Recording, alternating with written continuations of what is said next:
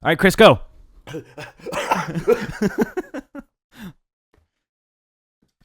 All right, so we got a lot to talk about today.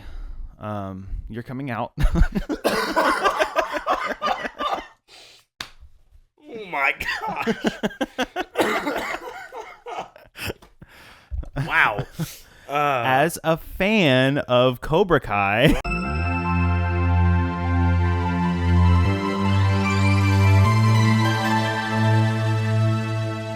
Hey everybody, welcome to episode 9 of Screen Woven. We're your co-hosts Chris and Daniel. Yo. We are really excited to be back with you guys. We took quite a little break at like the worst time Yeah, to have to step away from everything, but you know, it's not my fault. no, it was definitely mine.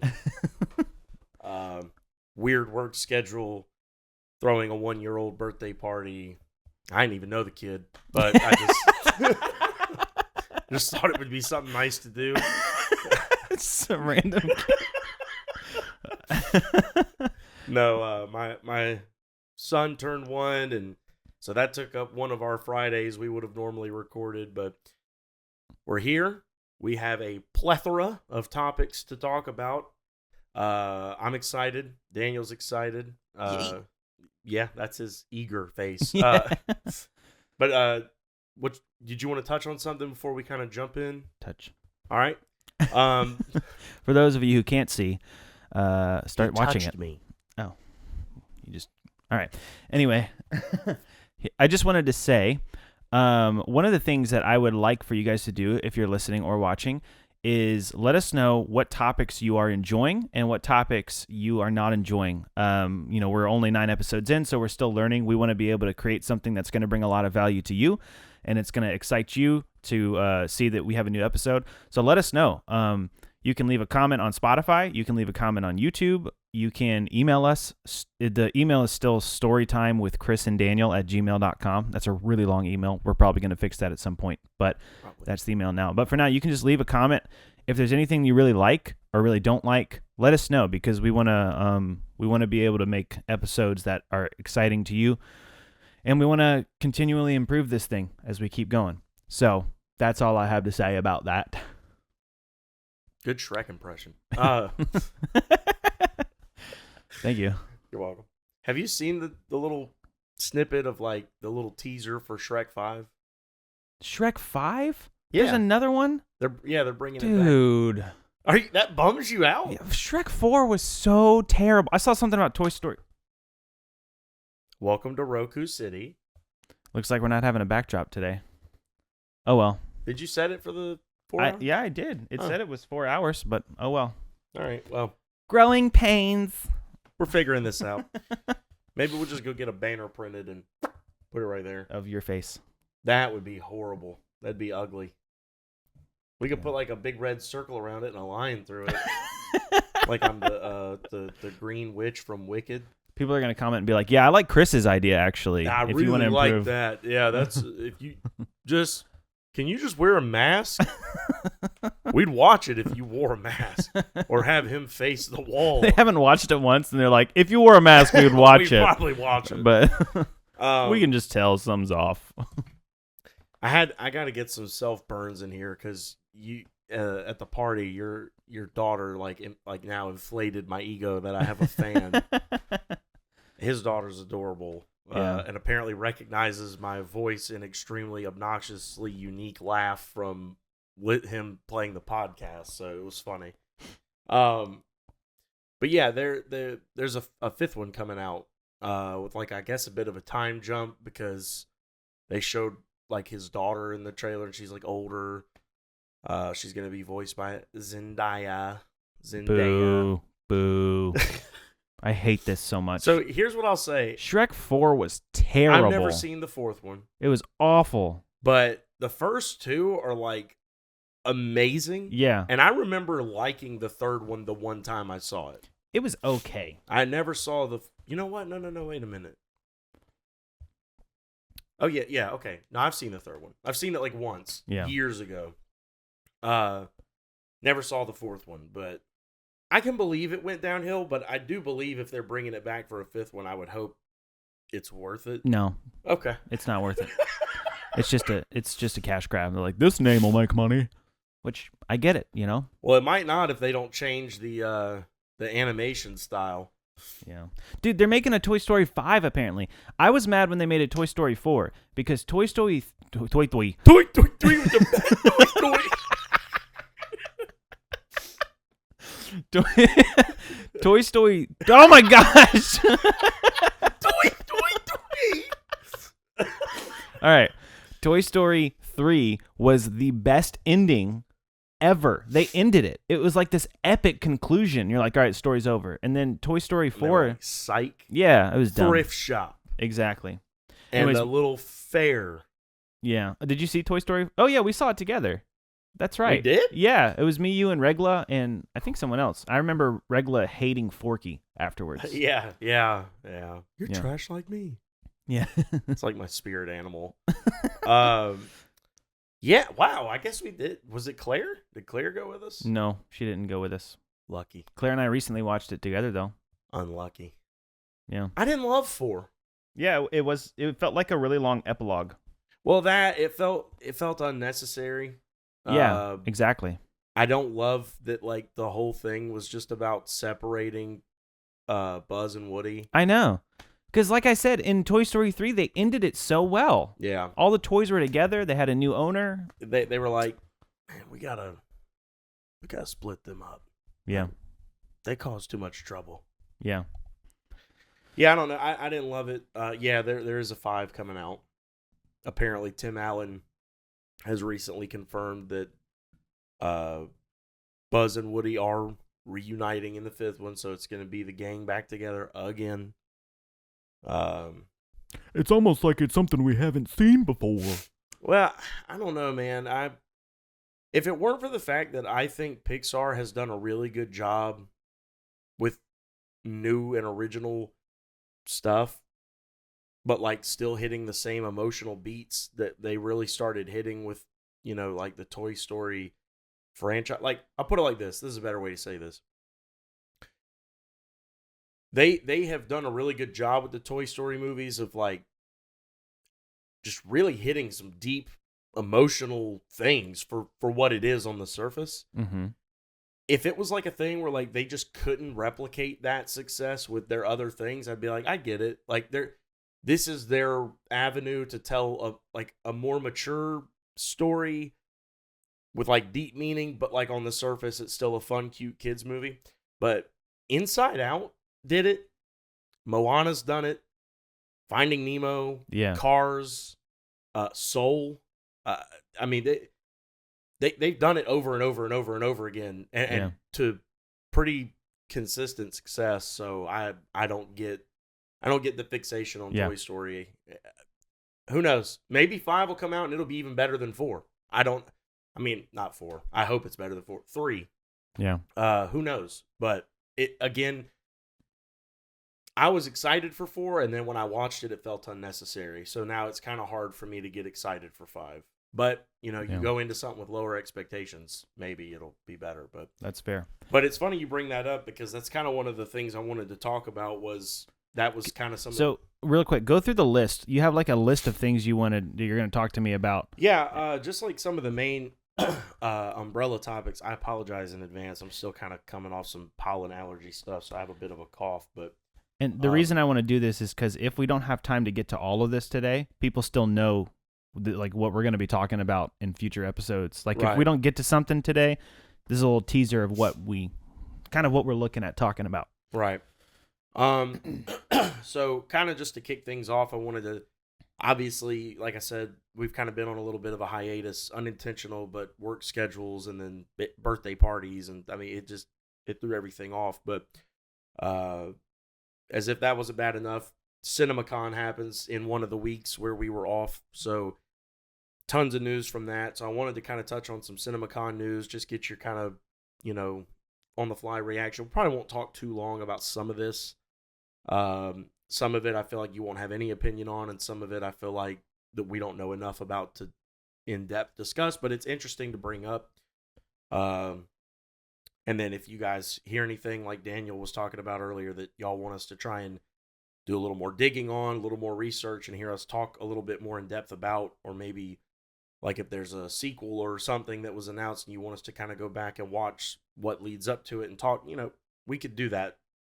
We're trying to start catering a lot of this more to what you guys want to listen to. So, and then we did get a few trailers, so I wanted to talk about that. I'm pretty sure I've made sure to send you all the ones that I have on this list. There is an Avengers Doomsday theory that came to me via Den of Nerds YouTube channel.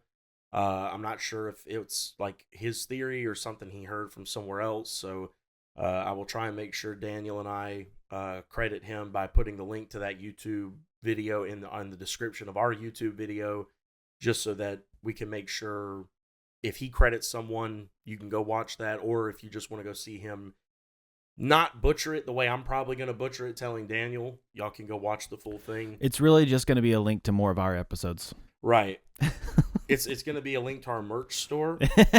But so far, the only thing we've been able to actually get our logo onto is, those little sweaters that you put on cats.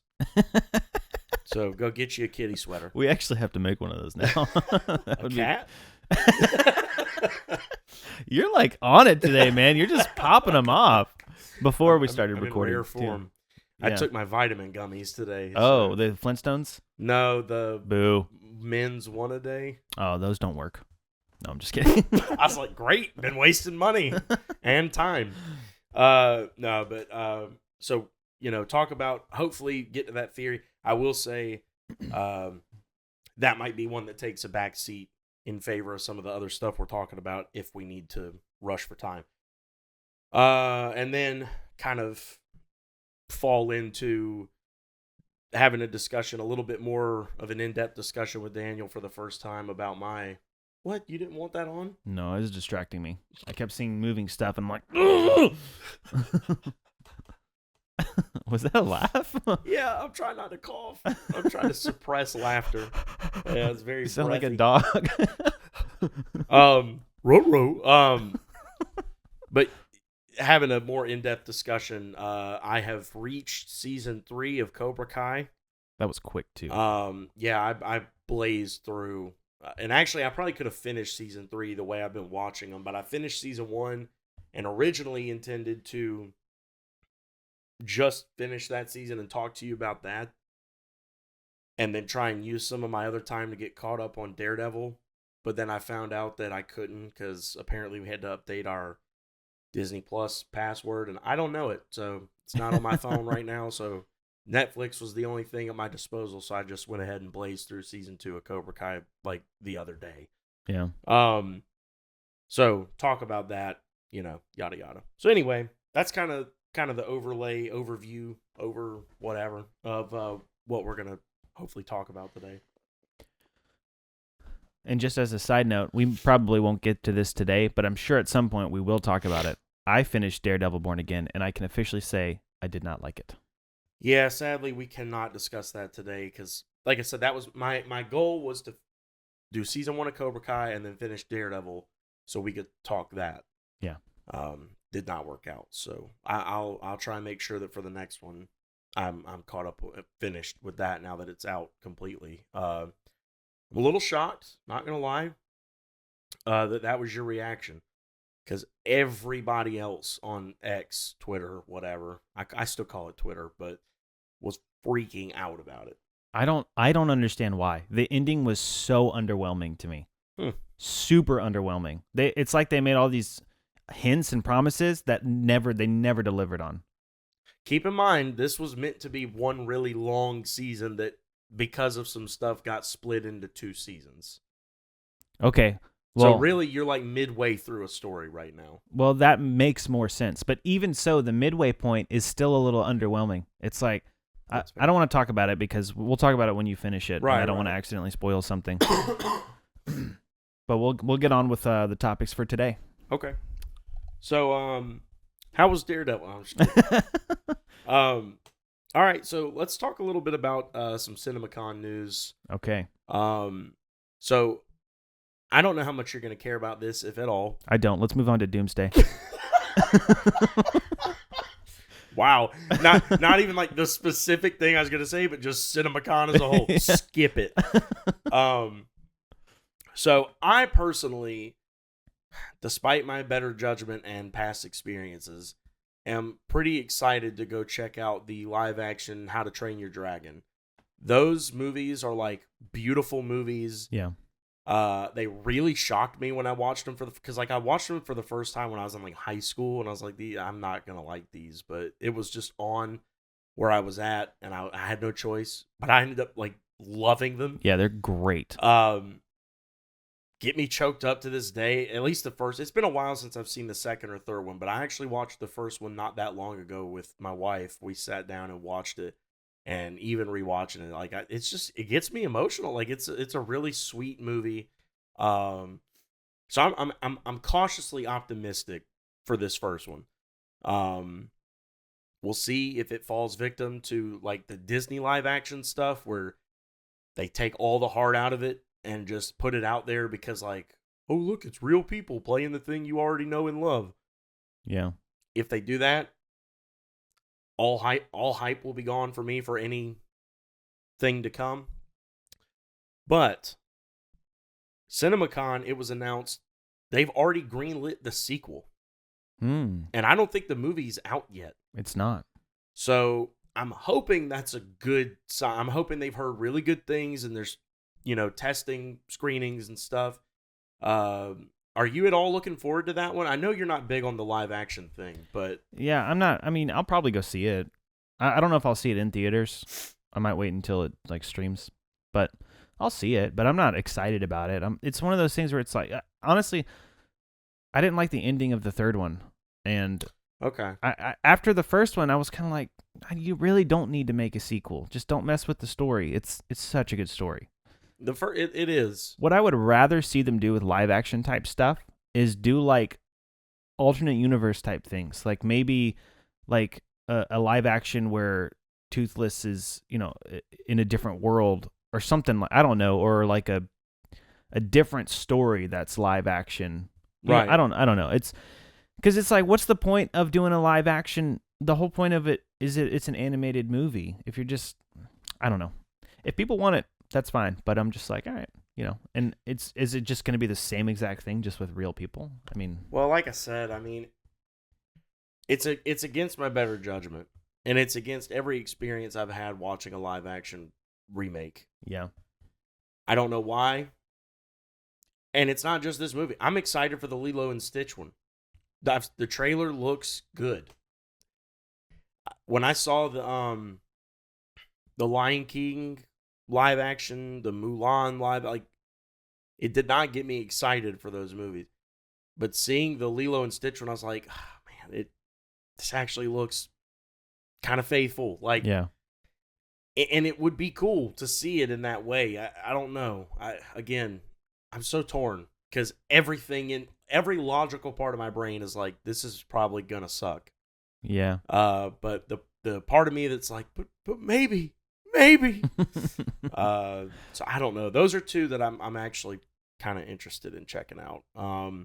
Apparently Zootopia 2 was officially like announced and footage was shown. I think it's kind of been announced for a while, or at least heavily talked about that it was coming. Footage was shown. I don't think any of that's been released, but we have had some stills, like just to kind of show updated character designs, yada yada, things like that. Have you seen Zootopia? Yeah, it was kind of a letdown. You didn't like it? It was okay. My biggest beef with it was they put the funniest part in the trailer, and that funniest part of the whole movie was the entire trailer. So I got this impression that it was going to be this really funny movie. And that was like there was some kind of little chuckle parts, but that was the only really funny part. What funny part? It's the part where the fox is trying to delay things with the sloth. So he's like telling him jokes and the sloth like slowly smiles and stuff. Oh yeah. That was the whole trailer. So I was like, oh, this is going to be a funny movie. And then the rest, it was mostly just like a lighthearted, cute movie, which is good if that's what you like. But it was just my expectations were different. Fair enough. I mean, I'm not going to sit here and say it's like my favorite movie ever, but I mean, yeah, you are. It. Okay. Breaking news. So obviously we got I'm not sure if we got exactly what they got. CinemaCon got a new look at some footage from Fantastic Four. Oh. I think the new trailer that we just got yesterday is close to what they saw. Crazy that they just went ahead and confirmed Sue Storm is pregnant. Yeah, I don't know. You're going to have to explain why that's big news. I could tell from the trailer that is big news, but I don't know why. So, in the comics, her and Reed Richards, I think a lot of times they have two kids. I'm not as familiar with the other one. But they have a son named Franklin Richards. And I wish I knew more about him to like be able to like just really break down for you how important he is. Crazy powerful. That's all I can tell you. He's got tie-ins to Kang. Like I think he's like a Kang variant somehow. It's I'll have to look up some stuff and send it. It's crazy that she's pregnant in this first movie. All right. Like the fact that they're not waiting on that is insane. Now, do you think that this could be another promo flop where they reveal the biggest thing in the trailer? And like the Red Hulk type thing? With this, I'll say no, because I don't even think that's like the big deal about this movie. Like, it's crazy. Yeah. And it's going to mean a lot. But I think the big deal about this movie is the fact that somehow, so it's been confirmed. You sent me a thing where the director was talking about, this is officially not in the main MCU universe. Yeah. But they all just got confirmed to be in Doomsday. Yeah. So somehow, between the end of this movie and Doomsday, which is kind of one of the next big things coming, it's like the next big Marvel movie, they come to our universe. Does their world get destroyed? Is it an accident? Is it intentional? Do we see Doom? If we do, what role does he play? That makes me want to just go ahead and start telling you about this Doom theory. We're going to have to get to it quick. I don't want to miss that today. I really want to get to that part today. You want to just go ahead and segue into... We don't have to talk long about it. I mean, is that pretty much the CinemaCon news? I mean, I was going to say that the other CinemaCon news is more just me asking if you had any thoughts on, like, have you ever seen the John Wicks? No. Well, I tried to. We talked about this before. Because remember, this is actually, I think, it was the first or second episode, and I was telling you how I stopped watching after the monologue about, like, you know whose dog that was you killed? Oh, my gosh. What? That was the reaction you had. You said, that made you stop watching? And then you said, that's a cold I scene, love bro. a one-man army. Give it to me. Yeah. No, I mean, yeah, for real. I didn't. I've just seen that so many times, and I don't know. It just didn't sell me. It slaps every time. I remain unslapped. I stand unslapped. I sit unslapped. John Wick could slap you. That's true. He doesn't even exist, and he could slap me. He just shoots exists through the multiverse. You just see a hand. Pow! I like how I slap this way, but turn my head that way. Man, that's crazy to me that you. Keanu Reeves. We also talked about this. He's kind of not the best actor. He's not. Super awesome dude. Yeah, and I watch his stuff just because he's so cool. But I don't know. I don't love his line deliveries. Yeah. Because they're all the exact same. Yeah. But yeah, I mean that's fair. That's crazy to me. So they're making another John Wick? We did get. There was always talks that there was going to be 5. Okay. For the 5 stages of grief. Oh, interesting. But after the 4th one, he kind of came out and was saying that, like, they're done with it for now. May or may not come back to it. We don't know. And then the spinoff is coming out, this ballerina with Ana de Armas. Okay. It's kind of, it's in that world, but it's a different character and blah, blah, blah. Well, apparently at CinemaCon, it got announced. John Wick 5, it's coming. Wow. So I'm excited for that one. I still need to see 4. I know that like anyone who's watching this, who's like, man, you're advocating so hard for John Wick. I never did make it to see 4. There's a reason. Okay. My buddy was in the military and he never got to see 3. And we had plans to rewatch 1 and 2 and then show him 3, and then both go see 4. And we never could make it happen. That's a lot of movies. So, And when you say both go C4, you mean not like the explosive. well, Like you're going to go our C4 heads on this. probably would have went C4. Yeah. But we would have went C4 in the theater. Hulk C4. Hulk go C4. Why did that sound? That sounded almost like an Asian, like Hulk's. No, it didn't. That reminds me of the Tom Segura joke. He's like, Segura? Oh, is that Asian? He's like, what? No. He's like, it kind of sounds like Segura. And he's like, yeah, if you say it like that, I mean, he's like, I can make it. He's like, Smee. Oh, man. Oh, that's not funny. Yeah, at all. No, I'm just kidding. That's pretty funny. But yeah, no, so we never did make it. So I haven't seen 4. I really want to. I've heard it's like the best one. Like, Okay. I really want to see it. But anyway, that got announced. So really no opinion on that, I guess. Mission Impossible trailer. Yeah.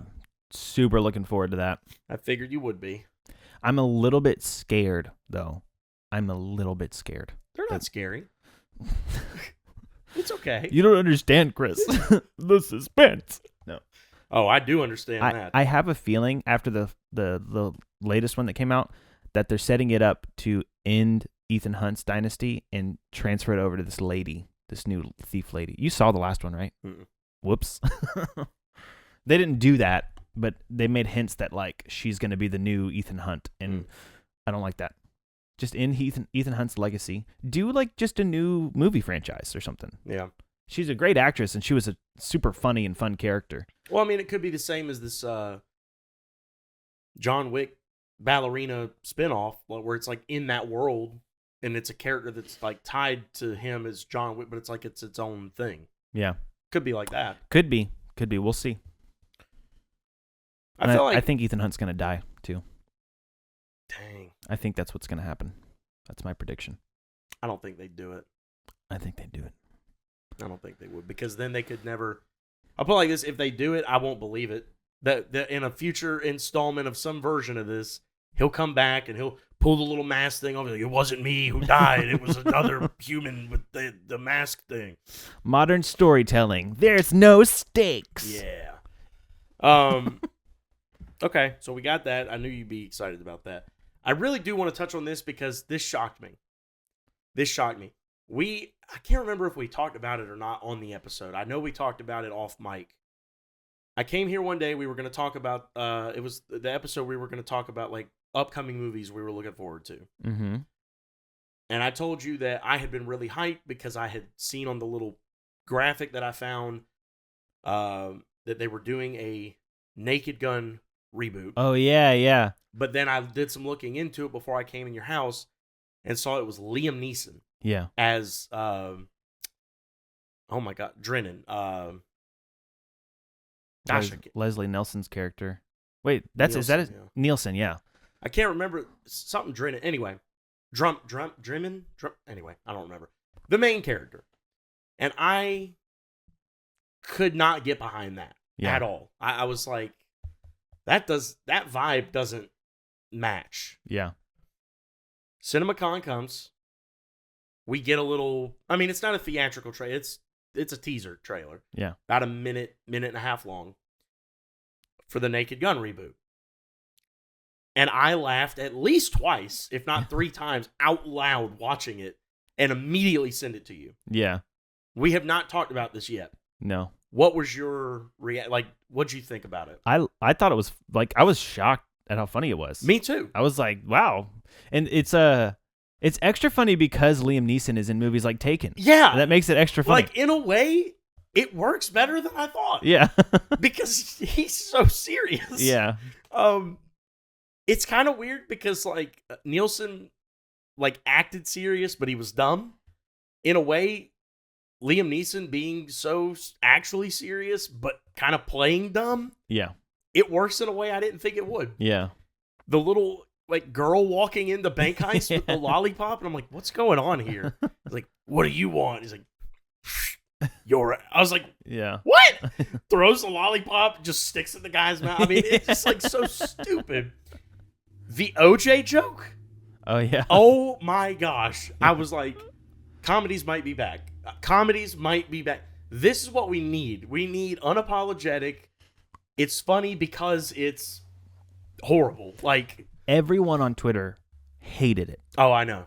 Dude, I think that Twitter is becoming like The old people. yeah. They hate everything. Yeah, well they're just I think that there's just a lot of our culture has been very polarized for a very long time, and we are just, I think, at the cusp, not even at the cusp. We're just at the start of trying to bring that back together. And I think that everyone on Twitter thinks that the way to do it is to just be super, super polarizing about the wrong side, or they turn everything into something that it's not, I think. But I'm not, there I go again, getting on these rants. No, you're but good. I mean, they just, the Fantastic Four wrong. trailer, like Yeah. they like hated it. I mean, they were just talking Superman. about, yeah, well, I'm not really into making another Superman movie, but I am. the way they treated it like, this is just absolute trash. Who would go pay to see this? And I'm like, millions and millions of people. Yeah, like a lot. Yeah. Like it's gonna break the box office the first weekend it's out. Are you talking about Fantastic Four or Superman? Both. Yeah. Like, I don't care what you. As a matter of fact, most of you guys are gonna be there that first weekend. Exactly. Yeah. Just so you can go hate tweet about it and be in the mix. Yeah. A lot of these accounts, man, you notice a lot of them have the blue check mark. They get paid off engagement. That is true. I don't even believe half of them hate as much stuff as they claim to hate. They just know it's going to get them responses. There's definitely some of those people, but I do think a lot of them legitimately hate this stuff. There are some. Yeah. I'm definitely. I mean, nothing's perfect, and no one. There's never going to be one thing that just everyone likes. I think that they're angry. They have like this image of this group or this culture idea that they just really hate, and anything that bears any resemblance to that image, they're just like, have nothing to do with it. It sucks. Get rid of it. We need to just completely start over Hollywood. Let's just blow up Hollywood and make our own one. I'm sorry, that's not how I feel about it. A few moments later. That was an overreaction. No, I mean, I think you're right. I don't know why that is. I really don't. I don't know if it's just because social media has made everyone think their opinion is so important. Yeah, there's a lot of that. Well, yeah, I guess I say I don't know. That is definitely a part of it. But other than that, I really don't get it. I mean, it's not that serious. Yeah. We talked about this the other day, the last episode. Are we just past the days where you could just go have fun at the movies? Like, is that just not a thing anymore? Yeah, I know. Well, I mean, and to the defense of the angry people on Twitter, it's not unprecedented. I mean, Hollywood did push a lot of stuff down people's throats for a really long time. Hollywood has made it a point. Here's the fault they have in it. They have kind of brainwashed the people into thinking that movies are that important. Yeah. That it's so important that it's a platform and we need to use it responsibly. And I'm not saying that's not true, but what I am also saying is there is room for serious, responsible movies with like a good message and movies that are just for fun. And the thing of it is, and I think we talked about this on an episode too, where it's like the comic book thing, I'm torn because it's like, I want to just be able to point the finger at these people and be like, dude, you're taking this way too serious. But then also, like, the comic book community, it's kind of their fault because they pushed to be taken this seriously. Exactly, yeah. So it's a double-edged sword. But I was about to say that. I was about to say I'm going to play the Twitter's advocate here and be like, it is a double-edged sword, and I think both. Well, we're going to talk about this for longer than we need to. We don't got to harp on it. I mean, I think we agree anyway. The bottom line is... I agree with you! Yeah, shut up! The bottom line is, enjoy what you're going to enjoy. Don't let anyone else ruin it for you. If you don't like it, you don't have to. Yeah. That's absolutely fine and valid. I think you should be able to back up your opinion. Because if not, then that just tells me you're just going with what someone else said, and I don't value that. So I'm going to call you dumb. But yeah, I'm dumb too, so it's okay. I can testify. Yeah, he knows. I just happen to have a microphone in front of me. And there's like 11 people that often listen to these. So, no, I mean, but in all seriousness, just what a coincidence. I have 11 contacts in my phone. Oh, man. Just go have fun. It's a big summer for the movies, man. It's a big summer. This is the first year. 2024 was slow, man. The strikes in 23 really killed the momentum of things just kind of getting back into the swing of things from COVID. Yeah. Like, this is a big year. 2025 is big, big, big, big for the movie. Please get out of your house. Go to the theaters. Support your theaters. Go watch something. And also, if the other side of it is, if you're not going to actually do anything to change, like if you're that upset with movies and stuff and all that, and you're not going to do anything to try and change it, then, like, you know what I'm trying to say? Like, I get your point. I mean, I think that's easier said than done, obviously. Well, sure, but I mean, what are you doing about it? Is Michael like? I get really angry on the road because I think our traffic laws are just ridiculous, and I think that like the way people don't know how to drive on the road drives me crazy. And I'll do this with my wife a lot. Like I'll get in and I'll be like, "Can you see this? He actually thinks that that's legal." Blah, blah, blah. And then I start getting worked up, and I'm like, you know what? I'm not going to do anything about this. This is the way it is, Yeah. I don't feel like it's my mission in life to try and fix this problem. Yeah. And so I'm just gonna drive on the road and accept this is kind of the way it is. I can either accept that it's the way it is, or I can do something about it. And I feel like I have more important things to do than to focus on that. Yeah. So I'm not gonna get angry about it anymore. That's kind of what I'm trying to say with this Marvel. It's like, what are you gonna do about it? Yeah, I mean that's fair. If you feel like you need to do something about it, then do something about it. By all means. At the end of the day, your Twitter account is your Twitter account. If you want to get on there and rant about a trailer that you think is a bad trailer or a movie that you think is a bad movie, that is completely your right. But then I also think it's everyone else's right to tell you that your opinion's dumb. Sure. But even that guy is like, and there are people like that I probably even agree with. But my whole thing is like, okay, but all you're doing is pooping all over the main source of entertainment for millions of families in this nation. What alternative are we providing? What value are we bringing to them to say, go do this instead? Yeah. And there are some things that are coming up in that, and I respect those people, like Angel Studios, for instance. Yeah.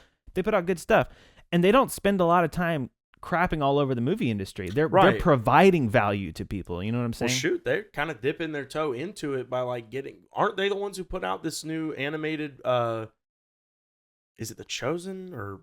No, they did do The Chosen, but they also did The King of Kings. King of Kings. Yeah. With like Oscar Isaac. It's got like a star-studded cast. Yeah. I mean, they're embracing it. They're like, hey, you got a big name.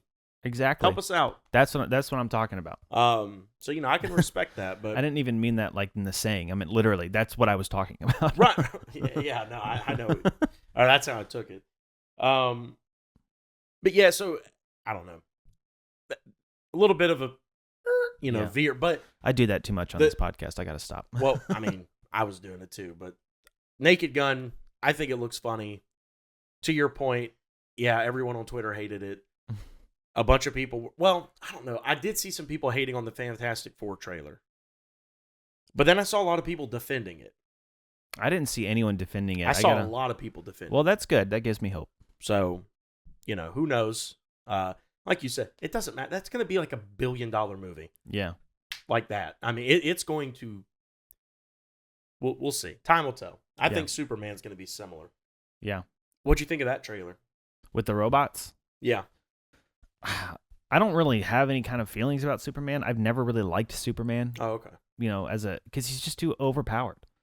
A lot of people in the comments were saying something about the sun. It wasn't actually kryptonite. It was the sun that made him weak or something, which I know nothing about that. That's wrong. Yeah, I was like, I've never heard that. But anyways, a lot of people had a problem with so that trailer opens up. He's like got the crap beat out of him. Yeah. And Crypto takes him to the Fortress of Solitude. And those robot things like put him on that table, and then they open the thing up and the sun comes through and they put like a magnifying glass in front of it to like hyper focus it on him. Mm-hmm. He starts like screaming. Yeah. And people had a problem with that because they took it as like the sun was hurting him. But that's not at all what's happening. what's happening is, if you go back and listen to the trailer, they talk about he's got like so many broken ribs, and like this is like moved over here, and this is like he's like destroyed. Something beat the crap out of him. And then they're putting the sun on him. The sun heals him. He gets his power from Earth's sun. Oh, that's what I think that I heard, actually. And people are like, the sun wouldn't hurt him. That doesn't make any sense. Why is he screaming? He's not screaming because the sun is on him. He's screaming because all his bones are shifting in his body and fusing back together, and all his, punctured lung and everything is healing. Yeah. Can you imagine what that would feel like? Have you ever gotten a bone set before? No.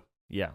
Thank God. I mean, I haven't either, but people talk about it. They'll like pop it in place and they go, "Gah!" Right.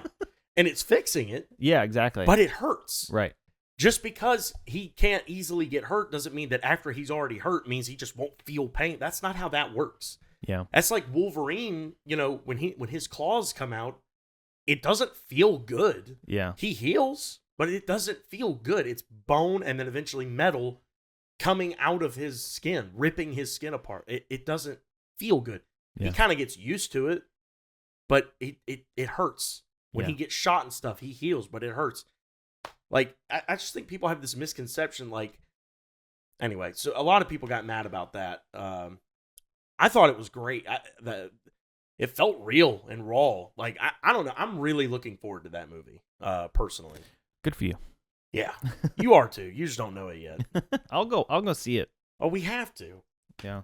We got to go get that collector's popcorn bucket. Good one.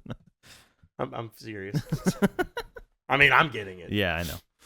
Yeah, I know. Dumb idiot. Just get out of here, you stupid dumb animal. Patrick just walks away. Okay. We also, kind of to wrap up the CinemaCon news, got the title reveal for the new Spider-Man 4 Brand New Day. What'd you think of that? Did that excite you at all? Oh, yeah. That was really exciting because I'm like, oh, like the first... I want to know how he's going to be in Doomsday because, like... Apparently, there are a lot of reports. We kind of talked about this on the last one when I told you about the casting, and you were like, wait a minute, Tom Holland wasn't in that. And I was like, eh. All the reports right now are saying he might not be in it because apparently Brand New Day literally is happening at the same time. As Doomsday? As Doomsday. But he will be in Secret Wars. Yeah, I guess I can live with that. But 2026, we're getting it all, baby. We're getting Born Again Season 2, which I know you're probably not as hyped about, but I do think you'll enjoy it more if what I think is true, which is that it's going to kind of actually hit the climax of what this one story was supposed to be and, like, take it home. Season 2 of that. Brand New Day and Doomsday. Boom, boom, boom. You'll be eating. You mean Secret Wars in 2026? Oh, no. 2026 is Doomsday, yeah. 2027 is Secret Wars. 27 or 28, depending on how long it takes. I don't know. That'd be interesting to find out, too. But yeah. I mean, at least we're getting Brand New Day and Doomsday in the same year. Yeah. But because I really want to see the Street Spider-Man now because they set it up in No Way Home. So I'm excited. I love the logo change because it really does feel like they're redoing some stuff. And I am just, I don't know. I'm really excited to see how he plays in. Like, I want so badly for Daredevil and Spider-Man to do something together. Like, not even in Avengers, although that's probably going to happen. I'm sure that Daredevil's going to show up either in Doomsday or Secret Wars, if not both. I'm sure. And because Spider-Man and Daredevil are both they're both New York City vigilantes. And so... Well, look, you didn't hear this from me. All right? Y'all didn't hear this from me. So keep it quiet. But I've heard that he's going to be in season 2 of Born Again. Oh, boy. See, I saw something on Twitter, though, where Sony had said they were not allowing Marvel to put Spider-Man. Supposedly. You think that's a lie? Yes. Okay. Because why else would you even tease him in season 1 with this? Be like, we're not going to have people running around in spider suits. Yeah, but that's why granted, you did say they split it into 2 seasons later. But still, I'm like... And think about this. They split it into 2 seasons, and season 2 just happens to be coming out right before, like it will end right as we go into Brand New Day. See, if season 2 does the things that I feel like they promised in season 1, then I will like season 1. But season 1 overall was very underwhelming. It felt like a lot of promises completely undelivered. So maybe they're just trying to deliver it in season 2. Also, the storyline wasn't cohesive enough for me to like. I'll talk about this more when you finish it, but let's just, because we're gonna. I want to get to the Doomsday thing, especially. Okay. The theory, because I want to hear this let's theory. go ahead and talk about this. Okay. Let's so are we done with CinemaCon? Yeah, I mean, like I said, we talked about Superman, Fantastic Four, Mission Impossible, Naked Gun. Those were all the trailers, so yeah. That's pretty much wraps that up. I know you. So, when I tell you what I'm about to tell you, don't immediately be like, no. Oh, man. Just I'm already in that headspace now. just sit with it for a minute and think about what it can mean moving forward. Okay. I say this because when I watched this video, and now I'm kind of wishing I'd just shown you the video and we talked about it, but I'll do my best here. Like I said, we're gonna link this in the description. So please, I'm not gonna do a good job at verbatim retelling this. Please go watch Den of Nerds' video on this. He does a really good job of breaking down all the logistics of why this theory could actually be true. And again, this is a theory. This is not confirmed. It just has some kind of convincing evidence behind it as to why certain things have taken place.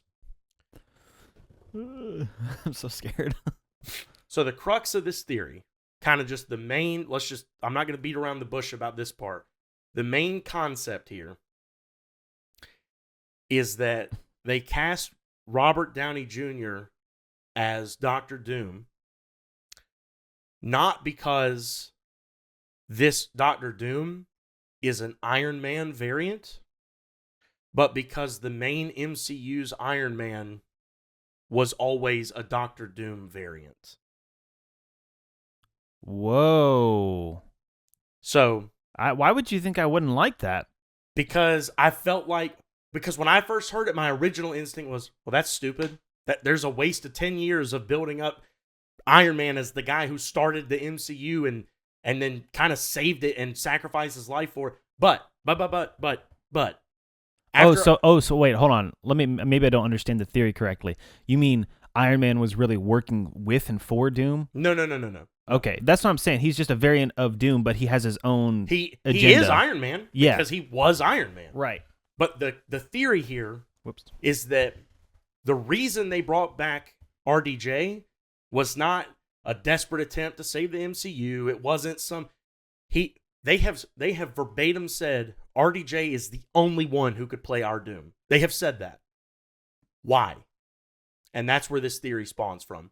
The theory is that their story is that RDJ's, and I'm going to say RDJ because saying Iron Man, it could mean anything. RDJ's Iron Man, he who remains, the Kang from Loki, he who remains, took him from another universe and put him in, because, he kind of handcrafted what became the 616 main storyline to stop all the other branches from spawning. Like, if you guys Doom? remember, Kang. Remember in season 1 of Loki? I didn't watch Loki. Oh my gosh. Okay. Okay. Loki season 1. The whole thing is that you think he's the TVA. He's working for the TVA. Blah blah blah blah. The TVA is all a front. It's not like in the comics where it's a real thing.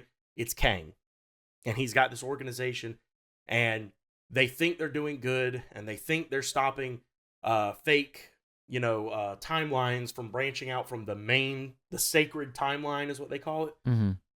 But really what's happening is they're purging things from the timeline just because Kang wants this one timeline so that all the other Kangs can't get to it and start another war. Because Kang is in all the timelines. He's an anchor being or whatever they call it. So he's everywhere. He's got versions of himself all over them. So he cut the sacred timeline off from all the other ones. So, and that's a very base description. You really should. You would like Loki. I'm shocked you haven't seen Loki. It's like widely agreed that it's the best Disney Plus show that Marvel has done. Wow, interesting. And by the way, you're probably going to need to watch it because Loki, Tom Hiddleston's confirmed for Doomsday, and the way season 2 ended, you're going to be, if you jump into Doomsday and see what Loki is doing right now, you're going to be like, what the heck? Who is this? That's not Loki. Yeah, it's Loki. It's Okay. crazy what the show has done for that character. All right, interesting. So, the theory is that when Kang was constructing this sacred timeline, he didn't want Doom to happen. Like, he didn't want Doctor Doom to become a thing because Doom could rival him. So he pulled a Doom from a timeline that would have disrupted this one and put him in this one in the in the aspect of he became the son of the Starks and became Tony Stark instead, and became a hero and became Iron Man and blah blah blah. So what is said is that this Doom, the actual Doom that's coming, feels justified in what he's doing because Kang tried to silence his universe. So he's like on a rampage now on all the other universes, especially the sacred timeline. So the 616 is the sacred timeline. It's the one Kang tried to like build.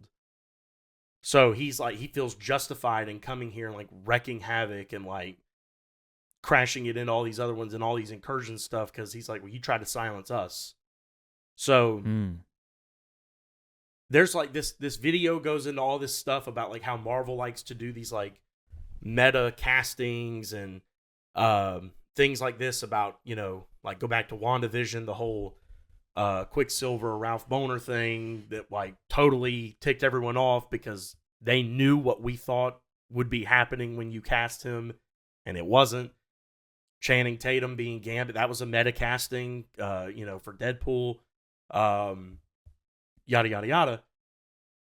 Did you know that before Robert Downey Jr. ever became Iron Man, he actually read for the role of Doctor Doom in the original Fantastic Four movie back in 03 or 04? Really? Yes. Doctor Doom was supposed to be in that movie? He was in those movies. The original Fantastic Four movies. I don't even remember Doctor Doom in that movie. Oh, he's in them.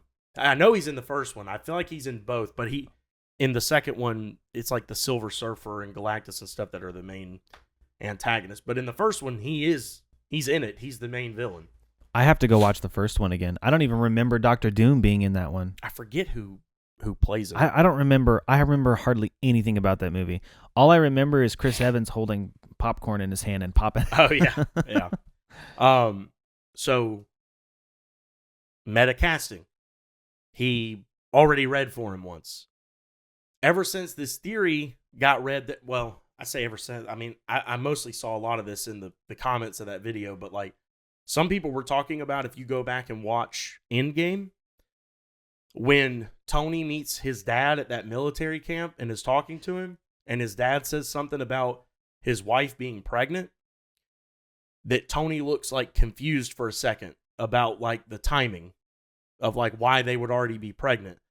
I didn't think anything of that, but like now it makes me want to go back and rewatch. But like, is that kind of how they played that up? I don't know if I believe that as much, just because I will say, from the way I understand it, the Russo brothers and Christopher McFeely, I think is his name, only agreed to come back to do Secret Wars if they could come up with a good enough story of how to do it. And when they got this idea, whatever they're doing with it, that little silence was a lot funnier if you're watching instead of just listening. When they got this idea, that was what sparked them to be like, okay, we're coming back. And RDJ had already agreed to come back. So it's like, it just, something about them saying he's the only one that could play the Doom that we're writing about tells me that this is going to shake up the entire like what we know as the MCU. And I'll tell you right now, I think it's going to make for some, if it's true, which I'm believing there's a lot of merit to this personally. I think that is going to make for some crazy emotional scenes when they face him down, when like our 616 characters face him down to fight him. Yeah. Because, dude, imagine Tom Holland. Oh my god. Oh my gosh, dude. Him. Why would you? I don't know Stark. why you think I wouldn't like this. This is a genius way to do something like that. Because I know you're already not a big fan of the multiverse thing. Yeah, but if you're gonna do the multiverse, this is how you do it. I mean, I agree. You know? I agree with you. I thought you'd be like, what? Like, come on, like that totally ruins his character for like. But no, that makes his character way more interesting. But see, that's what I was gonna say. Is like because they're not compromising the integrity of Tony Stark. Tony Stark didn't even know he was a variant of Doctor Doom. Right, he just knows himself as Tony Stark. Exactly. And that was this guy's whole point in reading the theory or telling the theory or whatever, was that it kind of also brings up the whole nature versus nurture debate too. Of like, wow, well, this is the same guy, but in this universe, he was raised by the Starks and became a good man and the hero of that universe. And in this one, he became an absolute villain. Yeah, but it was scripted. Well, yeah. I mean, quite literally, even in universe, by He Who Remains, it was scripted. Yeah. I mean, yeah, I agree. That's an interesting debate, but yeah, that's wild. That debate aside, I love that. I think that's awesome. I don't think it's true though. Really? Only because the only time every time these big comic book movies come out, there's somebody who starts with all these crazy theories, and a lot of times they excite me so much, and I'm like, that's so cool. I hope they do it that way. Like there were theories about Star Wars and stuff, and yeah, all of them were false. Every single time. The only exception was No Way Home. When the theory of that was the only time when I was like, oh my gosh, the theorists were right. Like and they're the actually thing in No Way Home.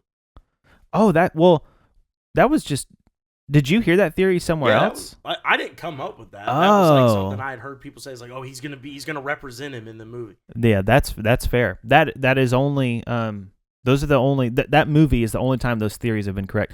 Which now, to give this guy some credit, this theory could be true. Maybe what's happening is these movie companies are paying attention to what the fans are saying about theories and thinking like it would be so cool if they did this, and they're starting to serve that audience. Well, and there's always the option that like some people would probably say this is not likely true, but I think it's extremely likely that studios, in order to try and guarantee some success of their movie, kind of drop some of this out into the ether. Yeah. Just to get a theorist channel to pick it up and spout it and just see the reaction. Yeah. Just like, if this theory dropped and it was like, that's stupid. Why would he? Oh, so he was just doomed the whole time, but he didn't know. Okay, we're not going to do that, guys. Yeah. We're going to, all right, scratch that. But if everyone's like, oh my gosh, and everyone in that comment section was like, this is the one theory about this casting that has actually got me excited about this movie now. I'm so excited now. Like, I really do actually believe there's a lot of merit to it.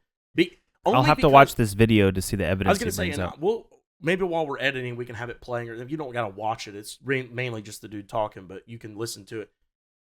The thing that really makes me believe that it's true is him citing them at CinemaCon or Comic-Con, I'm sorry, talking about the casting and saying he's not just back just because he's RDJ.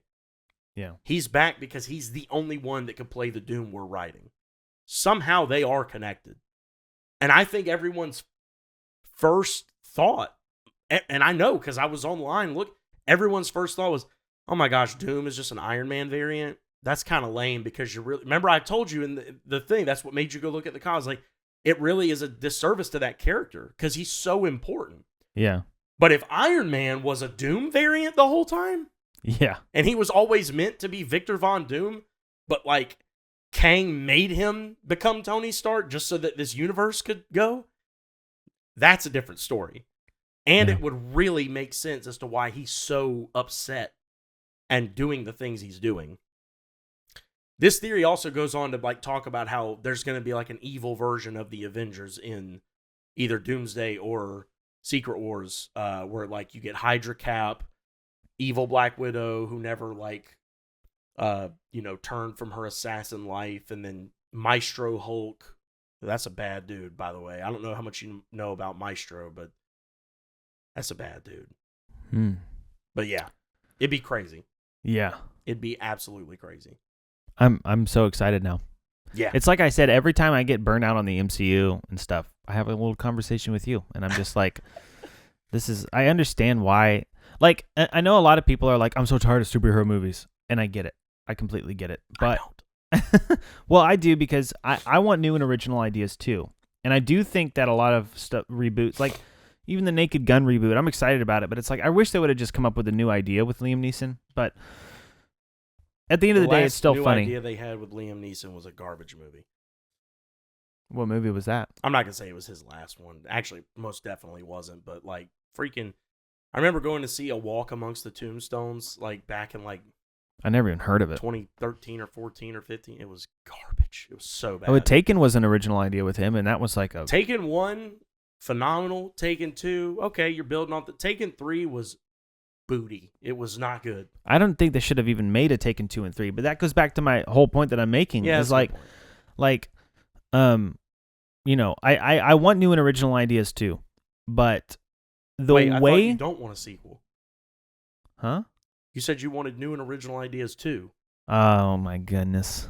You got me. You got me. I'll leave. Yeah, thank you. But I want the way the MCU is doing this, like they're building something that in some ways is they're bringing new ideas to the table with characters we already know and love. Yeah. And they're creating this whole multiverse of stuff where you have branches of stories that you can go as deep in. It's sort of like what Tolkien did, but on a much bigger level, where Tolkien created this whole world with all this like lore and history behind it. Yeah. And like if you want to get into Tolkien, you can spend years doing it, yeah. you know? Which I totally understand, because at least I've seen Lord of the Rings.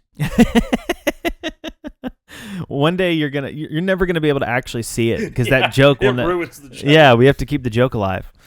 But it's sort of like that, but on a much bigger scale. It's sort of like what we've talked about before about how things compound and get better, and they're doing it in a cinematic universe, which is, I think, super cool and unheard of.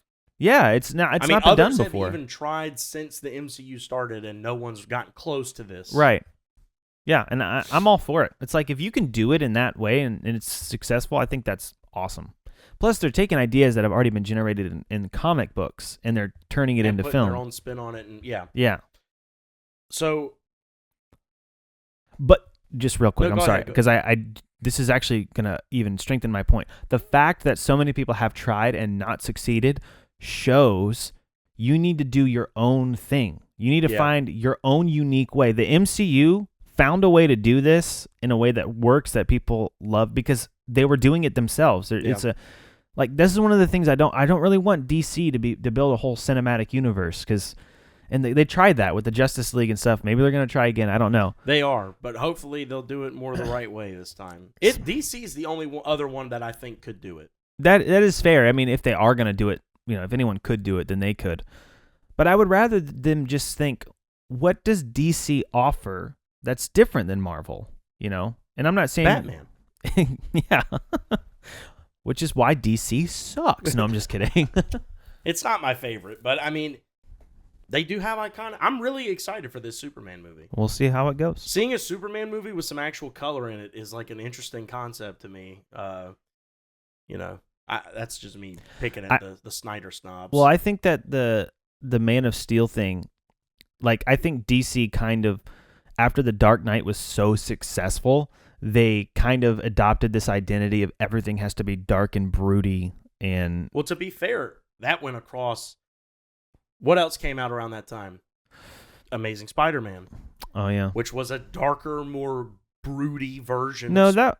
Oh yeah, that was 2011, and Dark Knight was 2008. Yeah. Yeah. Yeah. It was all comic book media around that time was like, oh, maybe we need to go like a little edgier, a little more moody, a little Yeah. And I mean, I liked the Dark Knight trilogy. I liked the Amazing Spider-Man movies for what they were. But the funny thing is, the second one wasn't quite so dark. It didn't have that same dark tone. I disagree. It was a little more bright, a little more. I mean, it was more realistic than like the Tobey Maguire Spider-Man, as realistic as it can be. I was gonna say, I don't know. Maybe they try. Like, I feel like the tone shifted with the Dark Knight. Here's what's so ironic: is the Dark Knight made comic book movies like blow up, and then Marvel actually became the big thing. But I feel like after the Dark Knight, the goal was to take. Well, I don't know if I agree with that, by the way. But I mean, Iron Man came out around the same exact time as the Dark Knight. Yeah, but Iron Man wasn't nearly as huge as the Dark Knight. That's not true. Yeah, it is. No, that's not true. The Iron Man became way, way more popular when the Avengers started. Like, once the Avengers started getting closer to the Avengers, that's when everyone started going back and watching Iron Man, I think. No, it blew up. All right. It blew up when it came out. I mean, maybe I'm wrong. Don't get me wrong. It wasn't like the level of the Avengers. I'll give you that the Avengers was a bigger deal movie because we didn't understand it was working towards that. But I'm Iron Man, I think, did a lot better than you're remembering. It's very possible. I'm about to look this up right now because I remember Iron Man being like a cool, like fun movie. But okay, The Dark Knight grossed $536 million and over $1 billion worldwide, $1 billion and 10 million. Let's do Iron Man box office numbers.